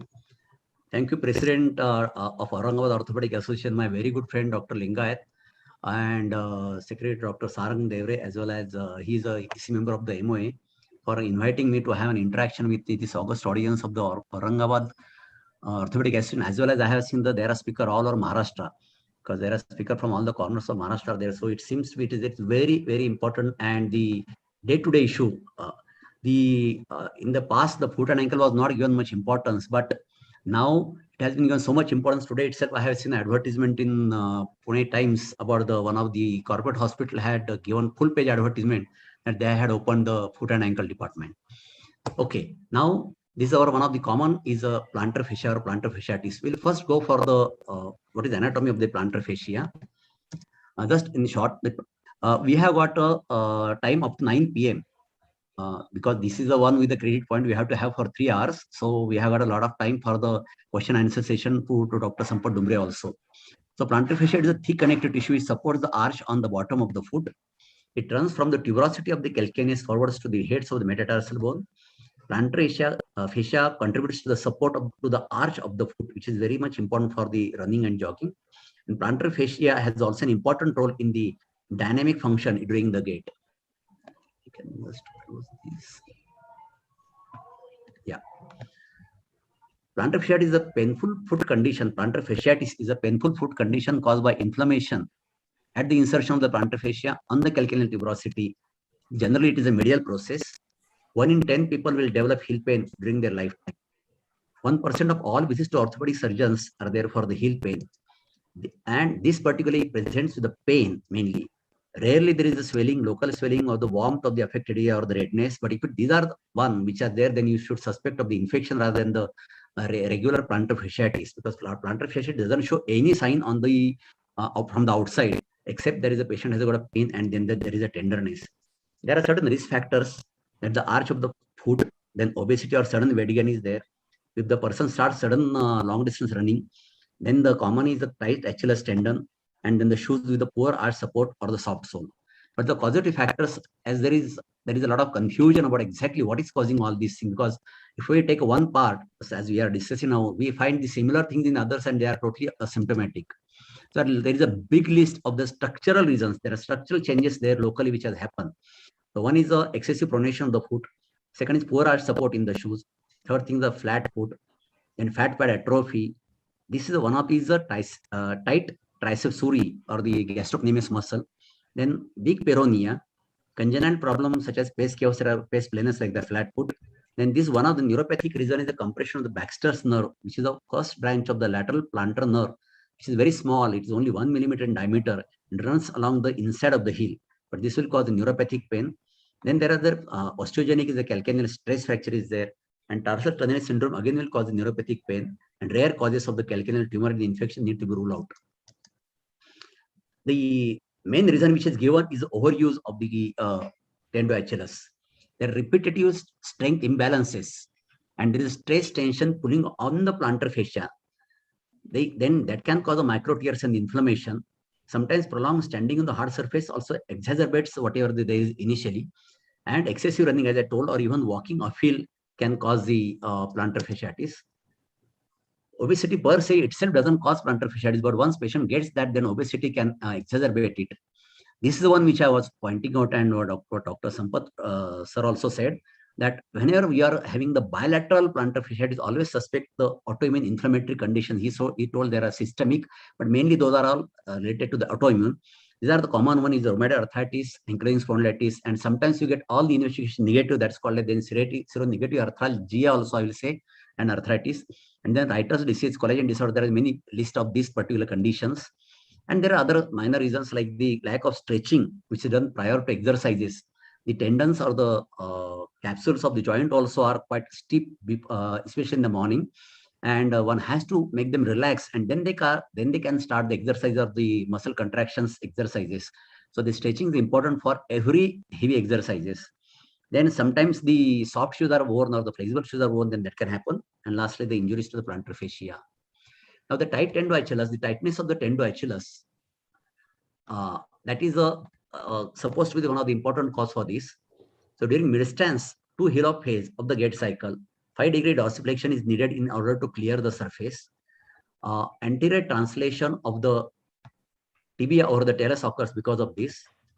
In case of gastrosoleus shortness or the contracture, there is a limited range of the dorsiflexion. And then these short musculature don't allow tibia to glide anteriorly. Then this is compensated by the pronation of the subtalar foot.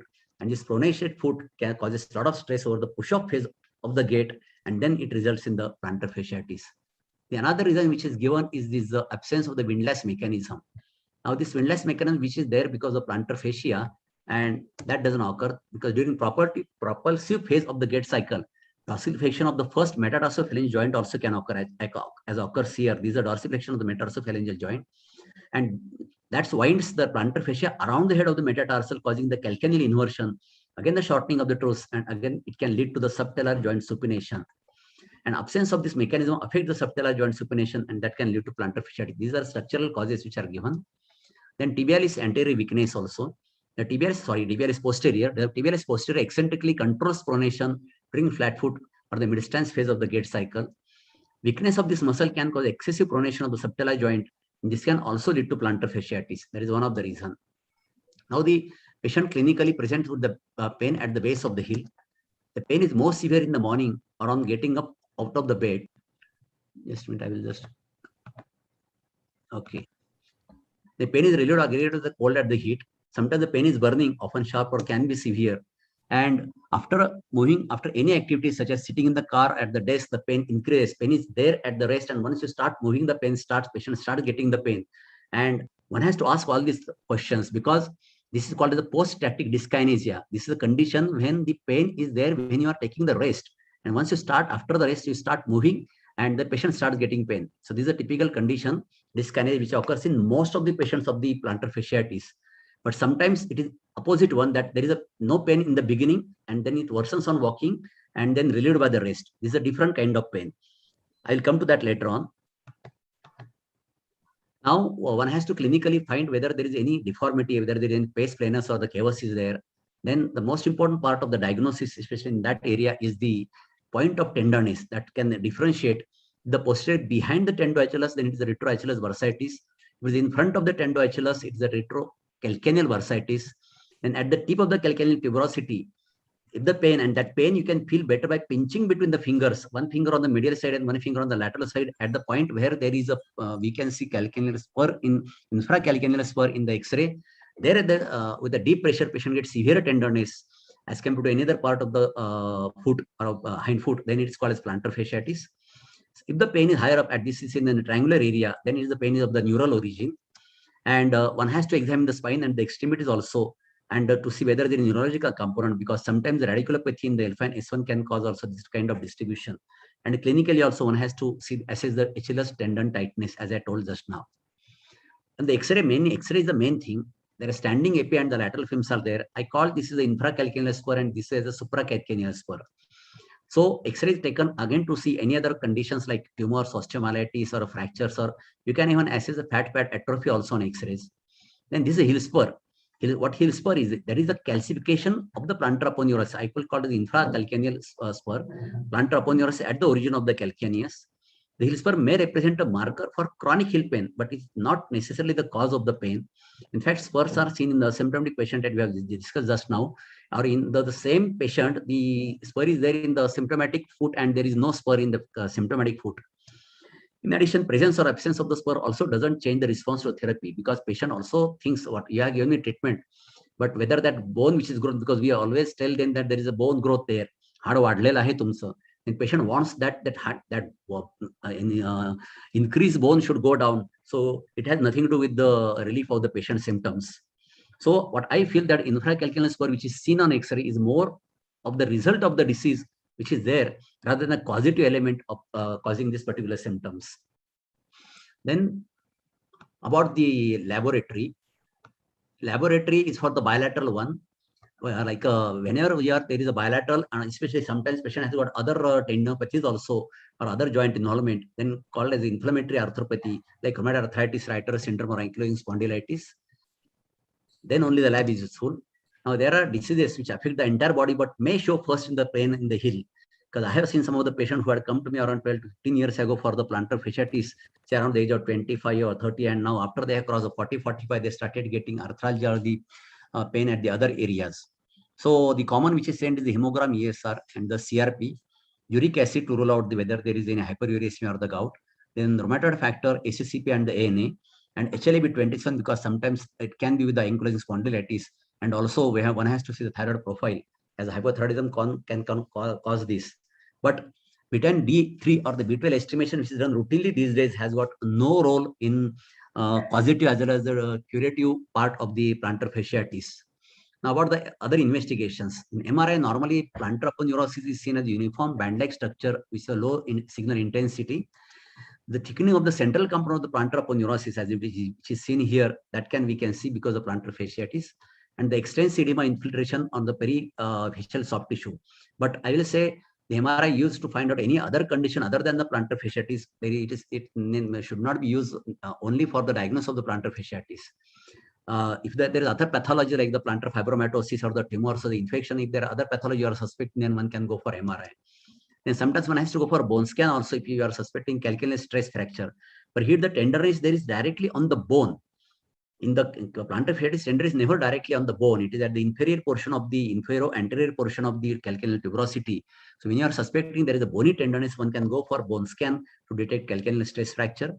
And those who can't afford the MRI, one can go for ultrasound also, and you can find their thickening as well as soft tissue edema, and the degeneration of the fat pad can be seen on ultrasound. But generally, these investigations are not done for just when you are suspecting only plantar fasciitis.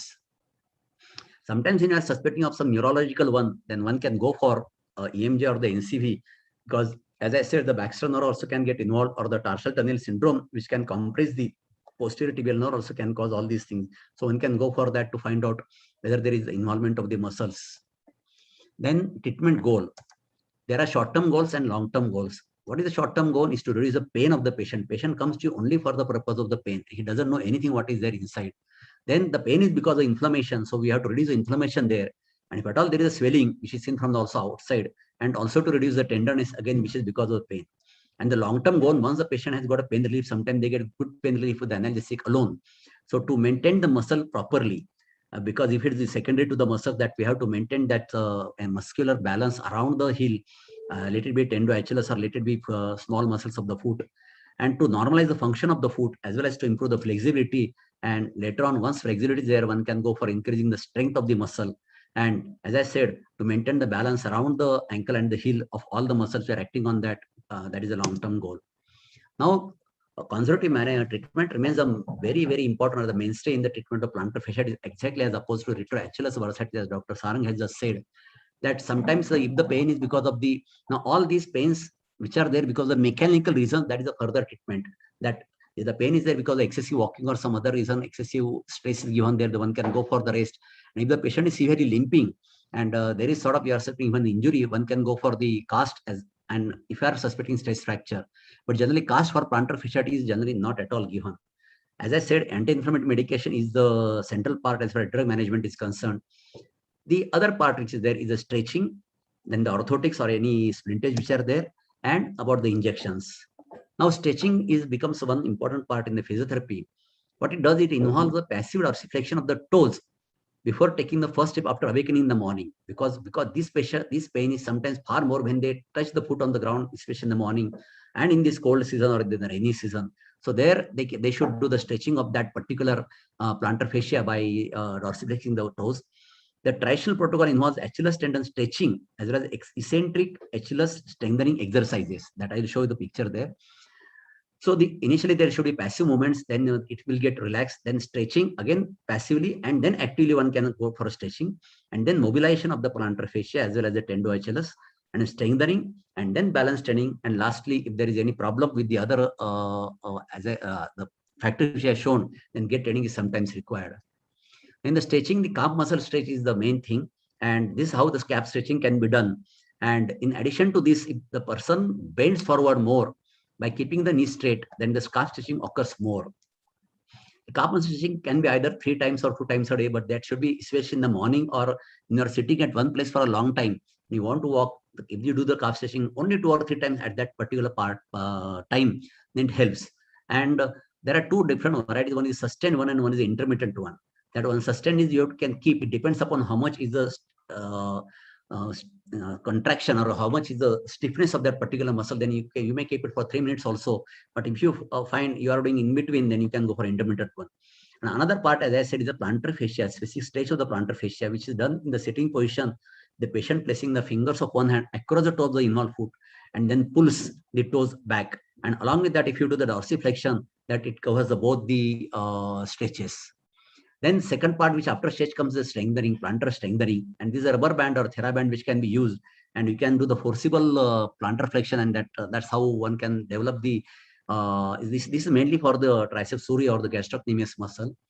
Then this is the foot rolling, which can do the massage to all the 4 layers of the foot, the muscles of the foot, intrinsic muscles of the foot, and one can develop these muscles also. The exercises, these are called as the curling of the bed sheet or the towel under the toes. This is very much helpful even for the flat foot. And another part is you lifting the marbles and putting that into the glass. That helps the intrinsic muscles of the foot to develop. And this is eccentric exercise of the gastrocnemius, that at the edge of the stair, and one can go down and come up, go down and come up. When the person goes down, it is actually the gastrocnemius muscle is stretching, but it gradually contracts and gets gradually actively relaxed. That is called the eccentric contraction of the gastrocnemius muscle. So that is very much helpful even for the retrocalcaneus bursitis also, or for that matter, any pain around the ankle, even a post-plaster fish stiffness also. This is very important exercise. Now there are certain manual therapies also. I have never used all these things like a talocrural joint posterior glide. All those things which they are taken and they are moved in a different way. In a sort of, this is sort of the manipulation. So second is the subtalar joint lateral glide. Third is anterior and the posterior glide of the first metatarsal joint. and the subtalar joint distraction as well as manipulation. But all these things, they are aiming at the stretching of the mainly triceps suri as well as the plantar fascia. There are many therapies which are coming and which has come up for the plantar fascia. The one of that is the ultrasound therapy, or it's also called as extracorporeal shock wave therapy, ESWT. It delivers the concentrated ultrasound energy at the insertion of the plantar fascia into calcaneal tuberosity. Presumably, it causes a neovascularization because there is a chronically degenerative tissue, and which is there even after hydrocortisone. Also, they get a degeneration there, and for the neovascularization, one can go for it. International study using low energy ESWT for chronic heel pain have reported 57% to 80% good to excellent results. Another is this phonophoresis therapy. Now, this therapy is the movement of the drugs through the skin into the subcutaneous tissue under the influence of the ultrasound. That you apply a gel there and you give the ultrasound there, and that drug goes inside. The drugs which are used are like a hydrocortisone ointment or the salicylates or the NSAID or even any anti-inflammatory analgesic cream which can be used there. The second which is comes is the acetic acid iontophoresis. Iontophoresis is a non-invasive drug delivery system that uses a low electrical current to deliver aqueous ionic solution transversely to superficial areas. Acetic acid iontophoresis for chronic heel pain has shown good results within 3 to 4 weeks. And the aqueous acetic acid is ionized to form the negatively charged acetate ion, and that is transmitted through the skin. I don't have any experience of this iontophoresis. The physiotherapists use tapping at multiple places, and here also they use that calcaneal tapping or the low dye tapping used for short-term pain relief. But all these are there when their cause is because of mechanical reasons which I enumerated in the beginning. And then they claim that there is a great improvement in the function, which is because of mechanical reasons. Then there are different orthotic devices like this. The heel cuffs are there. The viscous elastic pad cushions are there. Generally, they are to be used when the person goes for walking, especially in the morning. Then there are accommodative inlays like this, which can be put into the shoes and which help, especially the pes planus or any pes chaos also, it can be used on the other side. Then sometimes if there is a problem with the muscle paralysis or other thing, then one can use prefabricated or the custom-made orthosis also. All these orthoses which are used for excessive foot pronation, as I told in the beginning, that these are one of the main cause of the plantar fasciitis, that is assumed cause of plantar fasciitis, and for the improvement of the condition. Now there is another therapy, the trigger point therapy, that is in the gastrocnemius. These are the trigger points which are there. That in some cases, trigger points and the myofascial pain syndrome contribute to the heel pain, and which mimics like a plantar fasciitis. The common location of a trigger point is either muscle belly of the gastrocnemius or in the soleus, and this will lead to the referred pain at the heel. Deep cross fiber friction or the ischemic compression is done for the reduction of taut muscularizer facial band with the trigger points. That's how this particular injection works there. Another is the night sprints, especially if the symptoms are greater than 6 months in duration, that is recommended that one can use for night sprints. And the desired length of time for wearing the splint is almost up to once you start wearing is for 1 to 3 months.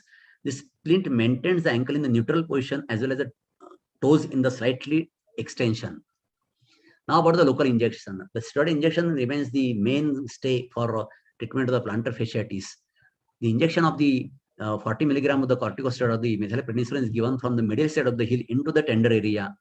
But one has to see that the injection doesn't go in the fat pad, because then it can cause a fat pad atrophy. The injection should go only at the insertion of the plantar fascia into the calcaneal tuberosity, and then deep to that plantar fascia also. Evidence exists that steroid provide relief, but given alone, steroids, the effects are temporary in majority of the patient. So this particular therapy, when gives pain relief, has to be followed by some other protocols. Now, recently the PRP injections have come up, and some of the patients themselves come for PRP injections. But I found the PRP injections are not much useful in the inflammatory conditions of the tendinopathy or the enthesiopathies. They are extremely helpful for the persons or the sports medicine people or sports people who get continuous traumatic injuries there. And then if the tendon generates, the PRP injections are helpful there. And these are expensive and they are not much effective in the inflammatory variety of the plantar fasciitis. Now, Association of the Foot and Ankle Society has given certain definite specific statements for the heel surgery. They want all these 10 that non-surgical treatment is recommended for a minimum of the 6 months and preferably 12 months. More than 90% of the patient respond to non-surgical treatment within 6 to 10 months. When surgery is considered for the remaining patient, then a medical evaluation should be considered prior to the surgery. Patient should be advised of complication and risk if an endoscopic or the open procedure is not indicated. If the nerve compression is coexistent with facial or the bone pain, then an endoscopic or closed procedure should not be attempted, because you cannot you cannot treat the nerve compression in that. The SUN also does not recommend surgical procedure before non-operative methods have been utilized. The SUN supports responsible, carefully planned surgical intervention when non-surgical treatment fails and workup is complete. It also supports cost constraints in the treatment of heel pain when outcome is not altered. It recommends heel padding, medications, and stretching prior to prescribing custom orthosis and extended physical therapy. The position statement is intended as only guide to the orthopedist and is not intended to dictate a treatment plan. That is what is there, a disclaimer. Now, about the surgical treatment. Initially, as I said, or as the association also has said, the non-surgical treatment is recommended for a minimum of 6 months and preferably 1 year. More than 90% patients respond to conservative treatment in 6 to 8 months, and the surgery should be the last resort. The patient should be explained of the complication of the surgery and the recurrence of the this procedure, this condition even after surgery also. And the procedure of the choice is open partial plantar fascia release, the decompression of the first branch of the lateral plantar nerve if you are suspecting neuropathy also. The skin incision follows the path of the posterior tibial nerve as it courses towards the plantar aspect of the foot. The deep fascia is seen impinging on the medial and the plantar nerve. Release of the deep fascia is an important component of the plantar fascia release, rather that is the component of the plantar fascia release. And it is better to release the medial 2/3 of the plantar fascia.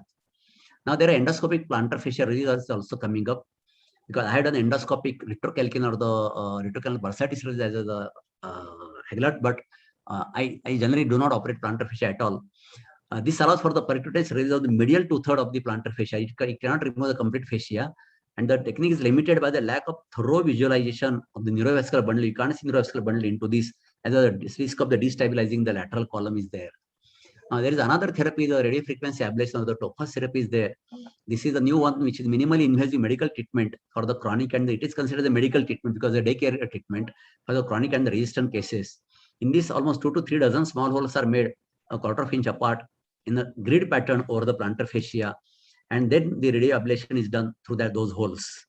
The advantage, there are no scars, there is a daycare as well as there is early recovery from this, but this is expensive. I don't know whether it is there in the Pune or not. Dr. Sampath is in better position to tell about it.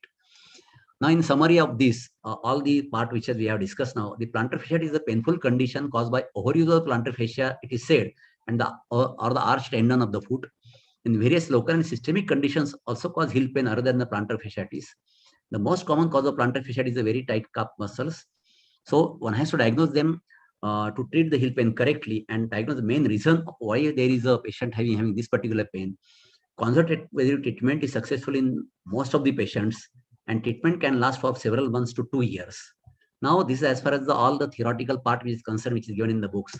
So I got my own experience of the 39 years in the orthopedic as well as 36 years of this plantar fascia in the private practice. I have done more than 3,000 cases. Initially, I followed all the protocols strictly as it is given in the books. I operated one of the patient, and when I found that it's a long time ago in 1986, that patient, I operate only when the patient got the persistent symptom even after 6 to 7 injections, but it recovered after 1 year. Then I was wondering what must have gone wrong, because I removed all the tissues which is there, all the offending factor which is there. Then I found there are two main varieties of, one is a mechanical reason and one is the inflammatory reason, which I am saying now and then. The mechanical, which is there already described in all this my talk, that there has to be some structural cause which is causing either the, as I said about the pronation and as a supination issue, that there has to be structural reason. Here, there is no pain in the beginning of the walking, because these all mechanical pains are there. The mechanical pain will increase only when there is a mechanical load. So there is one variety when there is no pain in the beginning of the walking, but when the patient starts walking some distance and the pain increases, and gradually if the patient just cannot walk after, you can say few meters, and all these are pain are relieved by the rest. So I call this as a mechanical pain. And here the use of the shoe wear is there, or the insole which is there, so that it is like a cushion, that if you want to sit on a wooden chair for a long time, you can't sit, but if there is a cushion, you can sit for a long time. So if you want to use your foot for a long time, and if you can't use in a mechanical condition, then one can go for shoe wear. But this is not much useful in the inflammatory one, and that is the one which I found in my practice commonest. The commonest symptoms are exactly opposite. That this again, I put this one post-static dyskinesia, that there is a pain when patient starts to walk after a period of rest, either after the sleep or sitting at the one position for a long time, and his pain then is relieved if he goes on walking for some distance.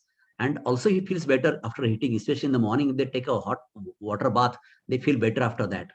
So these are, I term as the autoimmune inflammatory arthropathy, and this is not only at the plantar fasciitis, but it is at other places also, like tennis elbow, golfer elbow, or decurrent synovitis. All this stenopathy and encephalopathy, and this I have found that one is a Vat Prakriti. Our science doesn't recognize any constitution of the Prakriti, but all other sciences are recognizing that person, the medicine is given to one person, it may not be acting the same way as in the other person. But we have found that even some people get changes when there is change in the weather, they start feeling it. And I found myself as one of that kind of person. I recognize that in my college days, and then I started working on that. So this symptom recur or worsen with the change in the weather. This what patient has got that particular problem, and especially it increases in the cloudy or the cold weather. And even if it stand on the cold floor for a long time, these days all the floors are those of the tiles are there, and they become cold in the cold season. All those floors which are there in the past, about that gobar floors, they remain warm in the cold season and they remain cold in the hot season. But all over these tiles, people, they become very much cold. And if you stand barefooted on that particular floor, you get more pain. And especially in the summer season, if they sit or sleep under the fan, they get more pain. And this is found in the common around the age of around 40 years. And this is the one variety which is there bilateral. And then it is associated, it may present on its own also, or with the other tendinopathies, other polyarthralgia, there is joint pains, may not with arthritis. Then they feel the muscle pain, especially in this change in the weather. And sometimes they get fibromyalgic symptoms also. So this is more in the morning. They get up and sometimes they just cannot walk. And especially if they sit at one place for a long time, this can happen. The intensity is more initially, and gradually it wanes out. It is relieved by the heat. And some doctors, they give the cold compresses, and that increases more. And it is relieved by further walking.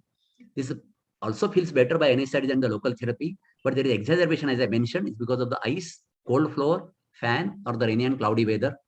So I generally give local hydrocortisone, methylprednisolone, add Xylocaine and Sensorcaine into these, because these are very painful injections. And that's why Xylocaine gives immediate pain relief, and Sensorcaine lasts the relief for at least 3 hours.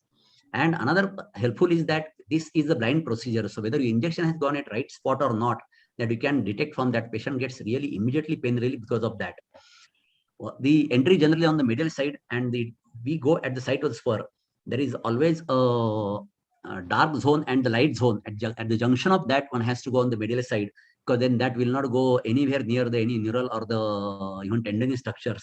And when you are going down, the resistance has to be felt when you are pushing the injection.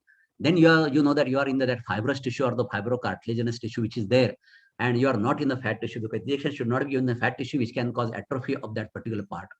And another part which I use, I don't give only injection. In that part, I do the needling, especially when I find the grating sensation is there.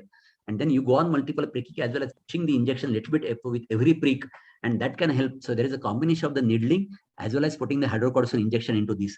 And I use this at many places, at the fibromyalgia points as well as at the tennis elbow points. And whenever there is any insertional tendinopathy, that tendon is inserting into the bone, there this can be used, but not in the condition like DiCurvant's one. These are, as I said, extremely painful injections. These are one of the, I had presented injection topic, Sampan knows it very well in IOCON in Kolkata, that I give many injections, but this particular injection is the most painful injection. So sometimes, especially in the hysterical or the neurotic people, I give a food block initially, and then I give this injection. And sometimes, rather every time, there is a post-injection exacerbation in the plantar fasciitis, and we have to warn the patient about this. That's why I give the Sensorcaine, and we start NSAID immediately. So till the Sensorcaine, if it wanes out, the NSAID has taken over. And sometimes we have to give 2 NSAIDs for the first 2 or 3 days, because some patient, they get, those who are choosy, or the patients, they start thinking that they have come for the relief of the pain, and their pain has increased more. So the another part of that, after the injection is there, this is a very important protocol, because the injection alone gives a good relief in the initial phases, but that should be maintained together. And these are the Vat Prakriti people, they are going to get problem here. So I tell them that they have to be careful whenever you are finding the current climate which is there, that they should go for the heating pad. I have not done to any patient about the high-fi elect or other physiotherapy modalities which I just described now. But this hot fermentation is the key. But they should give it as soon as they get up in the bed. They should give the hot fermentation first. And when they are sitting at one place for a long time, rather I observed that when I was in my MS orthopedic examination, that I was getting the heel pains, and so I was just hitting my heels and doing studies, and that has helped just to reduce my pain. Then only hitting doesn't help. If you give a hitting and if the foot and heel gets cold again, then again patients start getting pain. So I ask them to wear the socks as well as slipper. You will not find me any time without socks or slippers, because I put it even in the night time also. I put the socks because socks help to protect from the cold air, and the slippers, they protect from the cold floor. And especially if you use the acupressure, I am giving my own experience of you can say I started at the age of around 2021. And I was, while doing the spine surgery, I was getting so much pain in the heels. I was using that acupressure, those pointed things which are there. I was putting my heel onto that, and I was feeling better while doing the surgery. So plain slippers, either they are thin slipper or soft slipper, rather than that, it is acupressure slipper, it helps a lot. Even when they are sitting in the, you can say, when they are praying the God, and they have to stand on the carpet floors, I tell them to use a thick carpet, but don't stand barefooted on the cold floor. Then, as I said, avoid direct fan, especially night time. In the night, what happened? This particular VAD patient, I have observed that they require ventilation. And the night time, the doors are closed and the windows are closed, they feel suffocated, and then they start the fan. They feel better at that time, but when they get up in the morning, they start getting these plantar fasciitis or even the other myalgic and the other arthralgic symptoms. So I ask them to keep the ventilation and keep the windows open and use a table fan rather than the ceiling fan. Generally, I give the hydroxychloroquine as a maintenance 200 once a day, vitamin D and the NSAID only when it is required. Sometimes the patient cannot follow all those things, so the recurrence can occur, and we can give the injection, but not before the 3 weeks. There are patients who are saying that I have got a relief for 10 years, but there are some patients who can come back again 15 to 20 days later that I'm getting again. So I do not give maximum 3 injections in a one go. Then while doing this, we have to see whether the patient, we have to warn the patient that you may get symptoms at other places, which I just mentioned, either tendinopathies or even the arthralgia in future. Because as I said, after 40, 45, they start getting those symptoms. And if at all they are walking for a long distance, say for about 5 kilometers, 10 kilometers, it is better to use the heel cushions, because after some time, after walking very long distance, also again they get a pain. And with this particular protocol, I have operated the plantar fasciitis last 25 years ago. Rather, one of my first surgery was the plantar fasciitis, but I have not done any surgery in last 25 years. All these patients have got very well with the injections and the protocol which is to be followed up after injections. So what I say always that we are with the nature. We are part of the nature. We have to understand what is that particular part and follow it and respect nature. And then we can get rid of this. Surgery is not the answer for every situation. Thank you very much.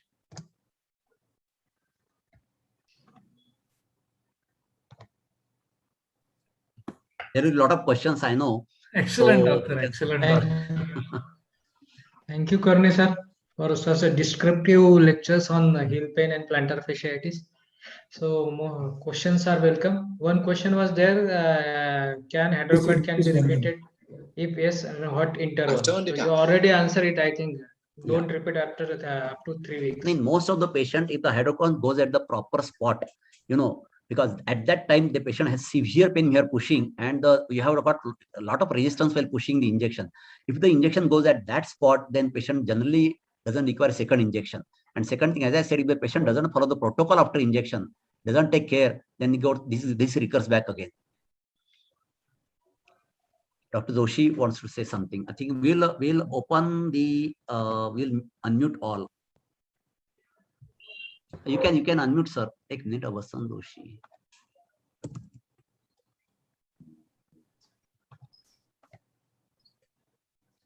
Yeah, now do you hear me?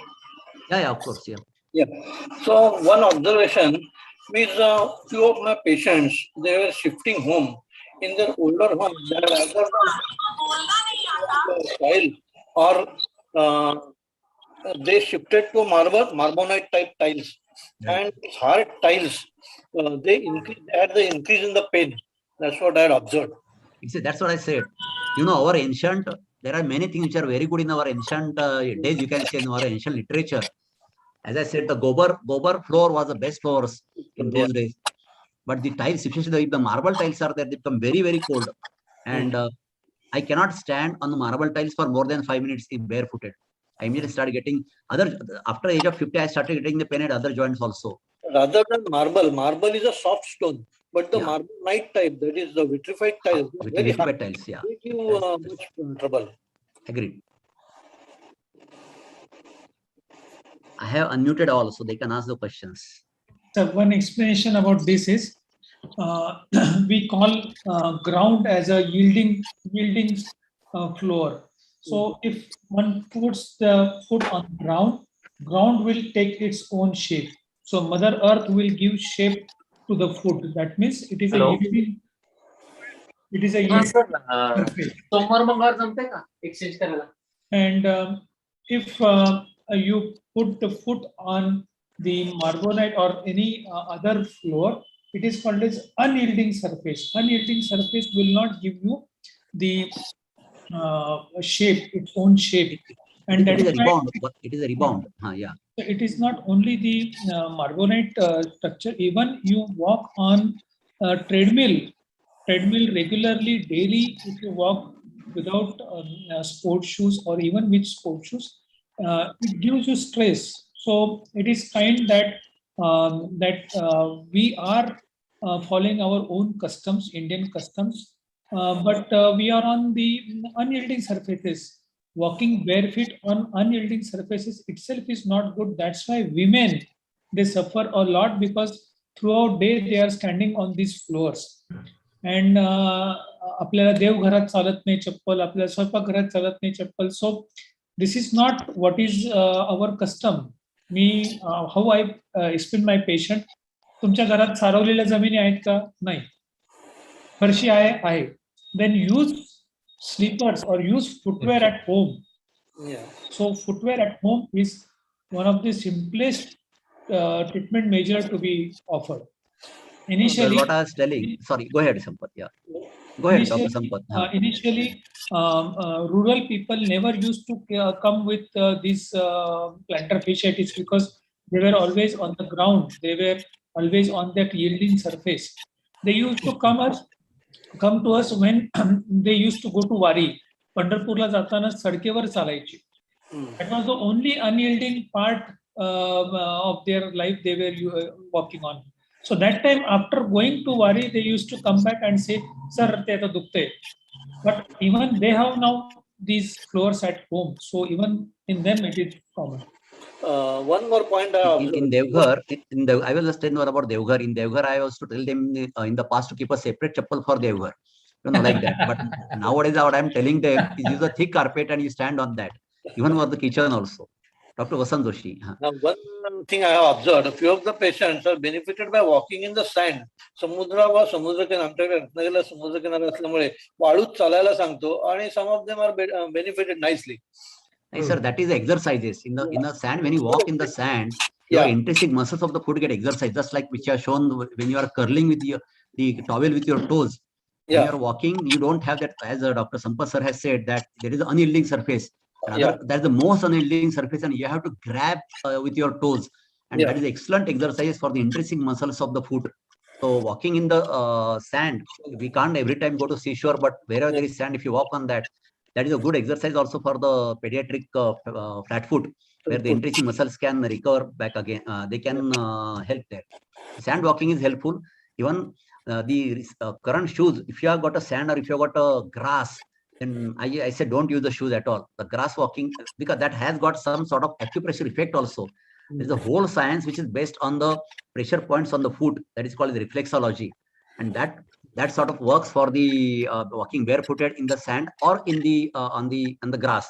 But if there is a hard surface, then it is better to have the very soft shoe wear. Otherwise, then as sir said, that you can land up in problems. Yeah. What I can say is that it's a greatest challenge for foot surgeons to form a common consensus or a standard protocol for heel pain. Why there is confusion, I will talk about. Now, what happens is we give inadequate time for its evaluation.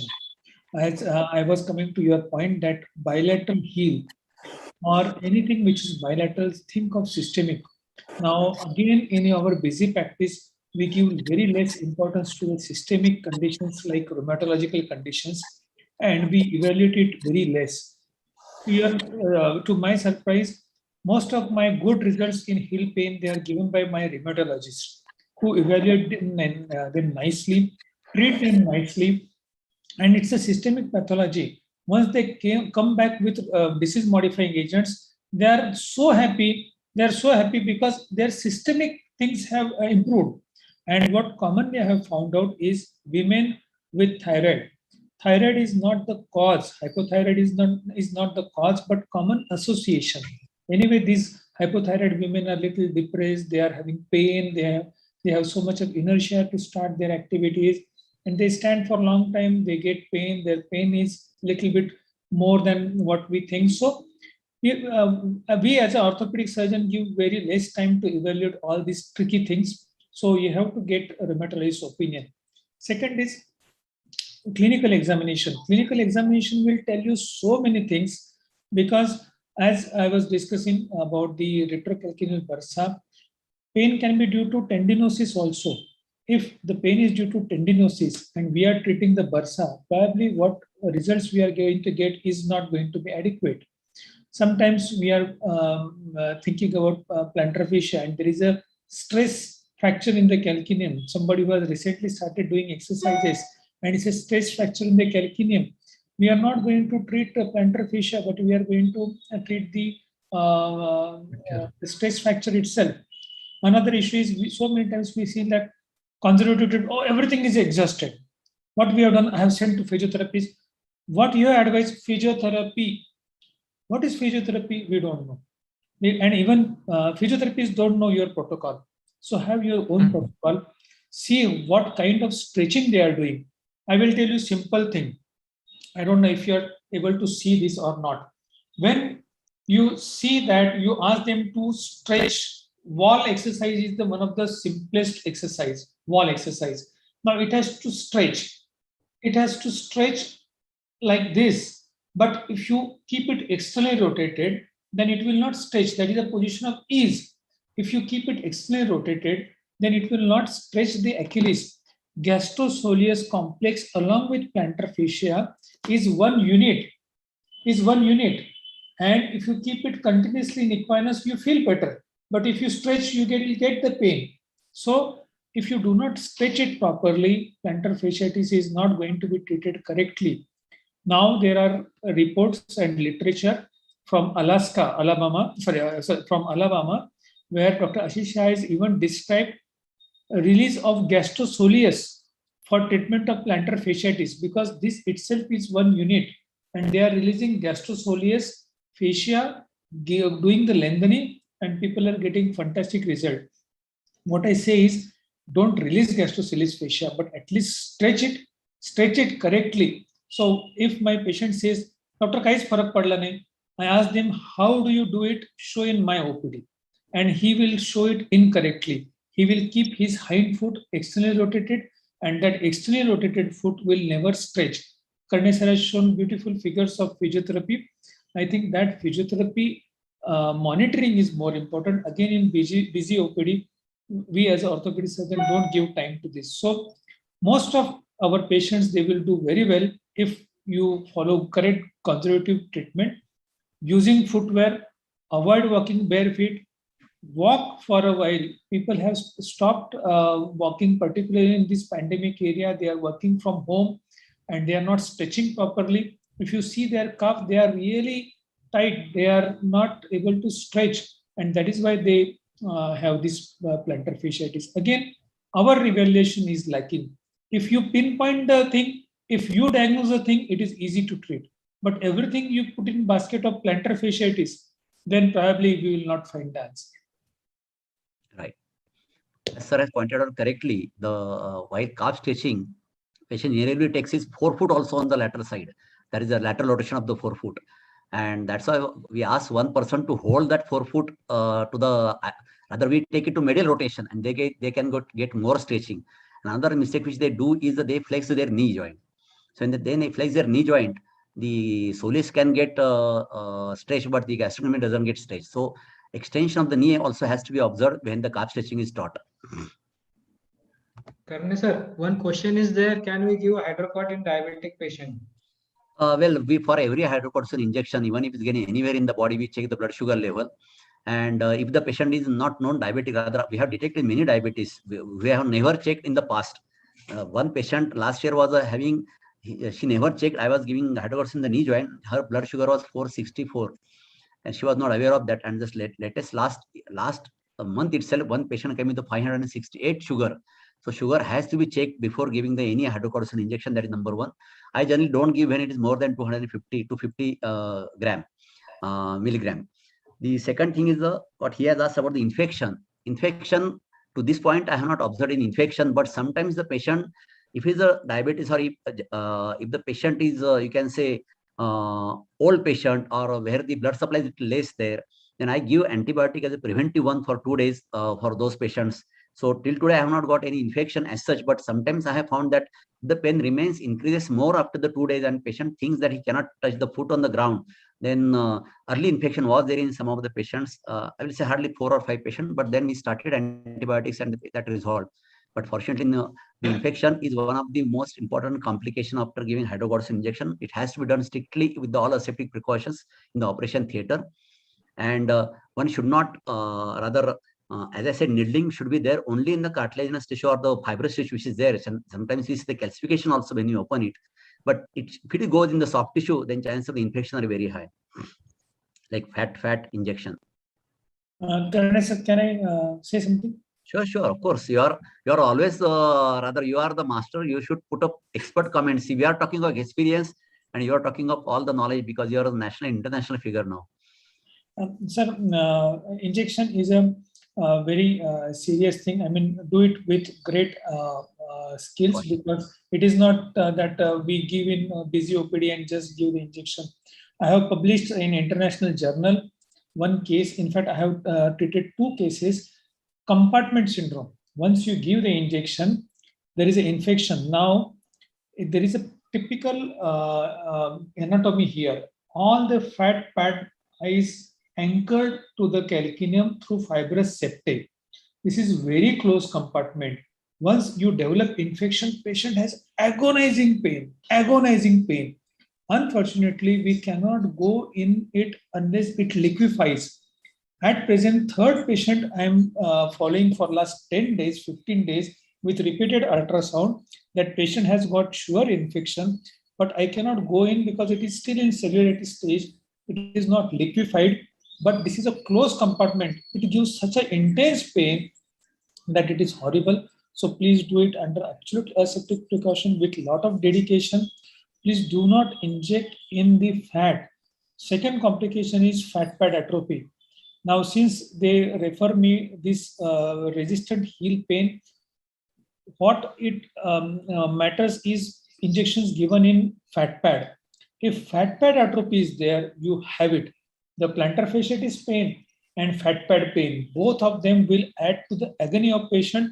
And unfortunately, we don't have any solution. Now, once fat pad atrophy is there, what you will do? Nothing. Because again, as I said, this fat is anchored to the heel through this fibrous septae.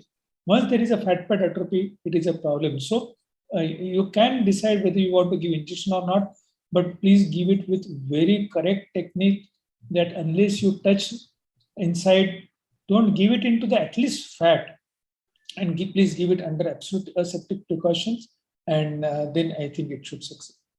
Now we have to take a workshops on how to give the injection. You are absolutely correct. If this is like a fire, if you use it properly, it will make wonders. But if you make some mistake, it will cause disaster.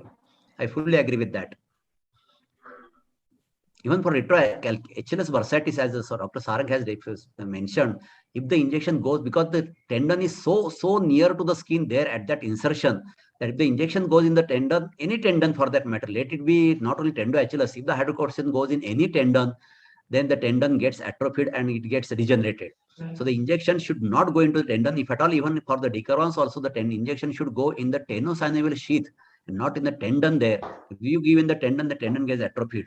So when I give retro HLS injection, I put the needle almost transverse, and sometimes the needle goes to the other side of the skin, and give only in the subacute plane, just below the skin.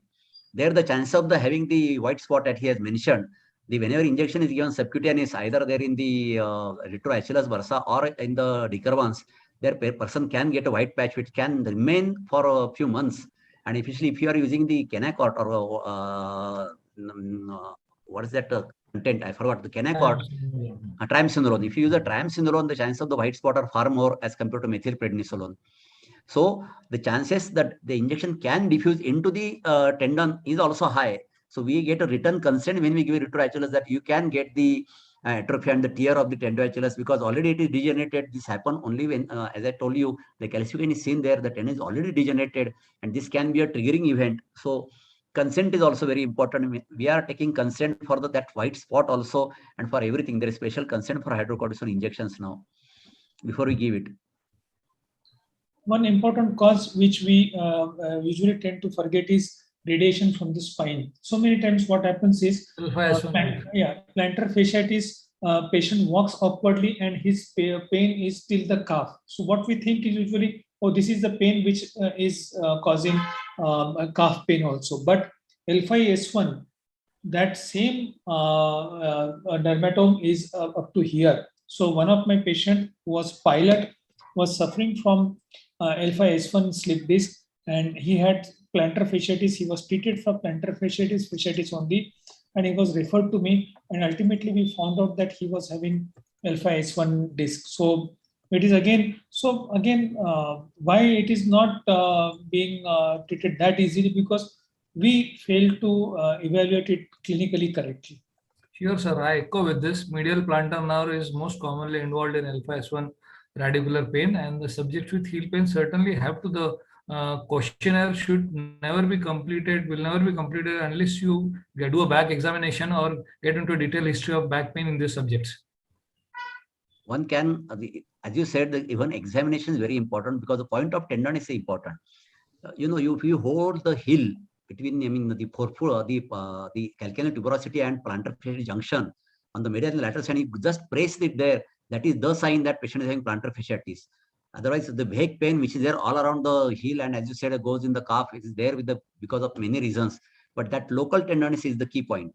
And the injection also should go in that point of local tenderness, nowhere else. If it goes 1 centimeter away from that, patient doesn't have any relief, or he may get Sir, one last question to you, may I?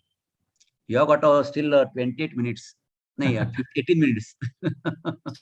Sir, could you please elaborate as to some subject? Most of the subjects have heel pain on the medial aspect, but few have them on the lateral one. How can you explain this? Yes, a good question. Once you start evaluating them clinically, you do find some subset of person. 90% I would say it is on medial aspect. Infromedial, you touch here, you have pain. When patient is also impressed by your judgment of, oh yes, here is a pain. But some subset of patients will have pain around here. Okay, even that is also a same pain of plantar fasciitis. It is being described in literature, although a little less, but we do see in our practice. And again, as I said, everything is not plantar fasciitis. Something is related to the subcutaneous nerves as well. It is something inflammation. Now I use ultrasound since my wife is radiologist. It is I have access to the ultrasound. I use it to screen the plantar fascia so many times. One of the cousin of one leading orthopedic surgeon came to me with a resistant plantar fasciitis. I just screened it, and I found out significant inflammatory pathologies around calcaneocuboid joint and lateral part of the peroneal tendons. I sent her to a rheumatologist. We started on the disease modifying agents, and she said, "Sir, first time in my 2 years I could sleep peacefully," because again, as I said, it was systemic. But where we caught in the ultrasound of the plantar fascia, everything my wife showed, everything is inflamed. You can see they have got a signal of the blood vessels and all those things. It was absolutely inflamed, and she was suffering for 2 years, so it was easy to catch. And once she was put on disease modifying agents, remarkably she improved. So correct probably diagnosis is the key. One message I want to give to all the orthopedic surgeons, because we should learn rheumatology. We are old generation orthopedic surgeons. We are treating all the rheumatic patients. I never referred any patient to the rheumatologist for that matter. Only if the patient is having other symptoms other than the other signs, other than the orthopedics, that others, Reiter syndrome or other things, then only, or SLE, then I refer to the rheumatologist. But as far as the disease is restricted to the musculoskeletal, we should be able to treat, because these form the large part of our orthopedic OPD. And as you said, mentioned, I always give I have found that hydroxychloroquine is a really very good drug. And I tell all these people to take that drug regularly in the rainy season, especially when the climate is like that. And that does make a lot of difference. The NSAID alone never helps. You have to combine with DMRD, especially for if the sulfa is a good drug, sulfasalazine. But the chance of the sulfa allergy, and I have seen 4 or 5 patients of the Stevens-Johnson syndrome, severe Johnson syndrome after giving sulfa. But relatively, there is no need to go to leflunomide, or we cannot, this methotrexate is a little bit dangerous drug. So hydroxychloroquine is a relatively safe drug, which helps for all these autoimmune patients when the symptoms are mild, and as a maintenance therapy. But it's no need to take a daily. You can take twice a week or thrice a week, depending upon the their severity of their Vat Prakriti. They suddenly, now what I was getting around 20 years ago was quite mild one, but now it has become severe. So it has gone to that level. So as a preventive also, we have to take medicines when the weather changes. But one has to use that in the private practice. So I will advise to treat the rheumatoid patient to some extent, you can say. Only if it goes a little bit beyond that, then one can refer to rheumatologist. That is the bread and butter in the orthopedic OPD these days. Thank you, sir. Should we conclude the session? I think no questions are from the audience also. Yes, sir. Yeah. So I first of all, thanks to all the participants and faculty. Only, Sampath sir, Dr. Lingat, I want to tell that there are certain questions which are coming up, that there are certain people who are not, who wanted to listen to this. This is a recorded one, but it is a very big file. So we cannot send through the email or the WhatsApp. They can send their email IDs to me, and I will share this particular file on Google Drive, because whatever inputs Dr. Sampath Dungare Patil has given are really extremely helpful to everybody in their practice. So you can tell all your members also that they can get a recorded version. Yes. Thank you. So I first of all, thanks to Sampath sir for giving a elaborative talk on the whole foot and ankle, rare topic like ankle arthritis, how to fuse it, what implant you have to use, and that the fourth part, that is exposure and denude the surface, correct position and correct choosing the implant. And thanks to Santapure sir for elaborating the subtalar orthodosis and choice of implant and different etiology for that.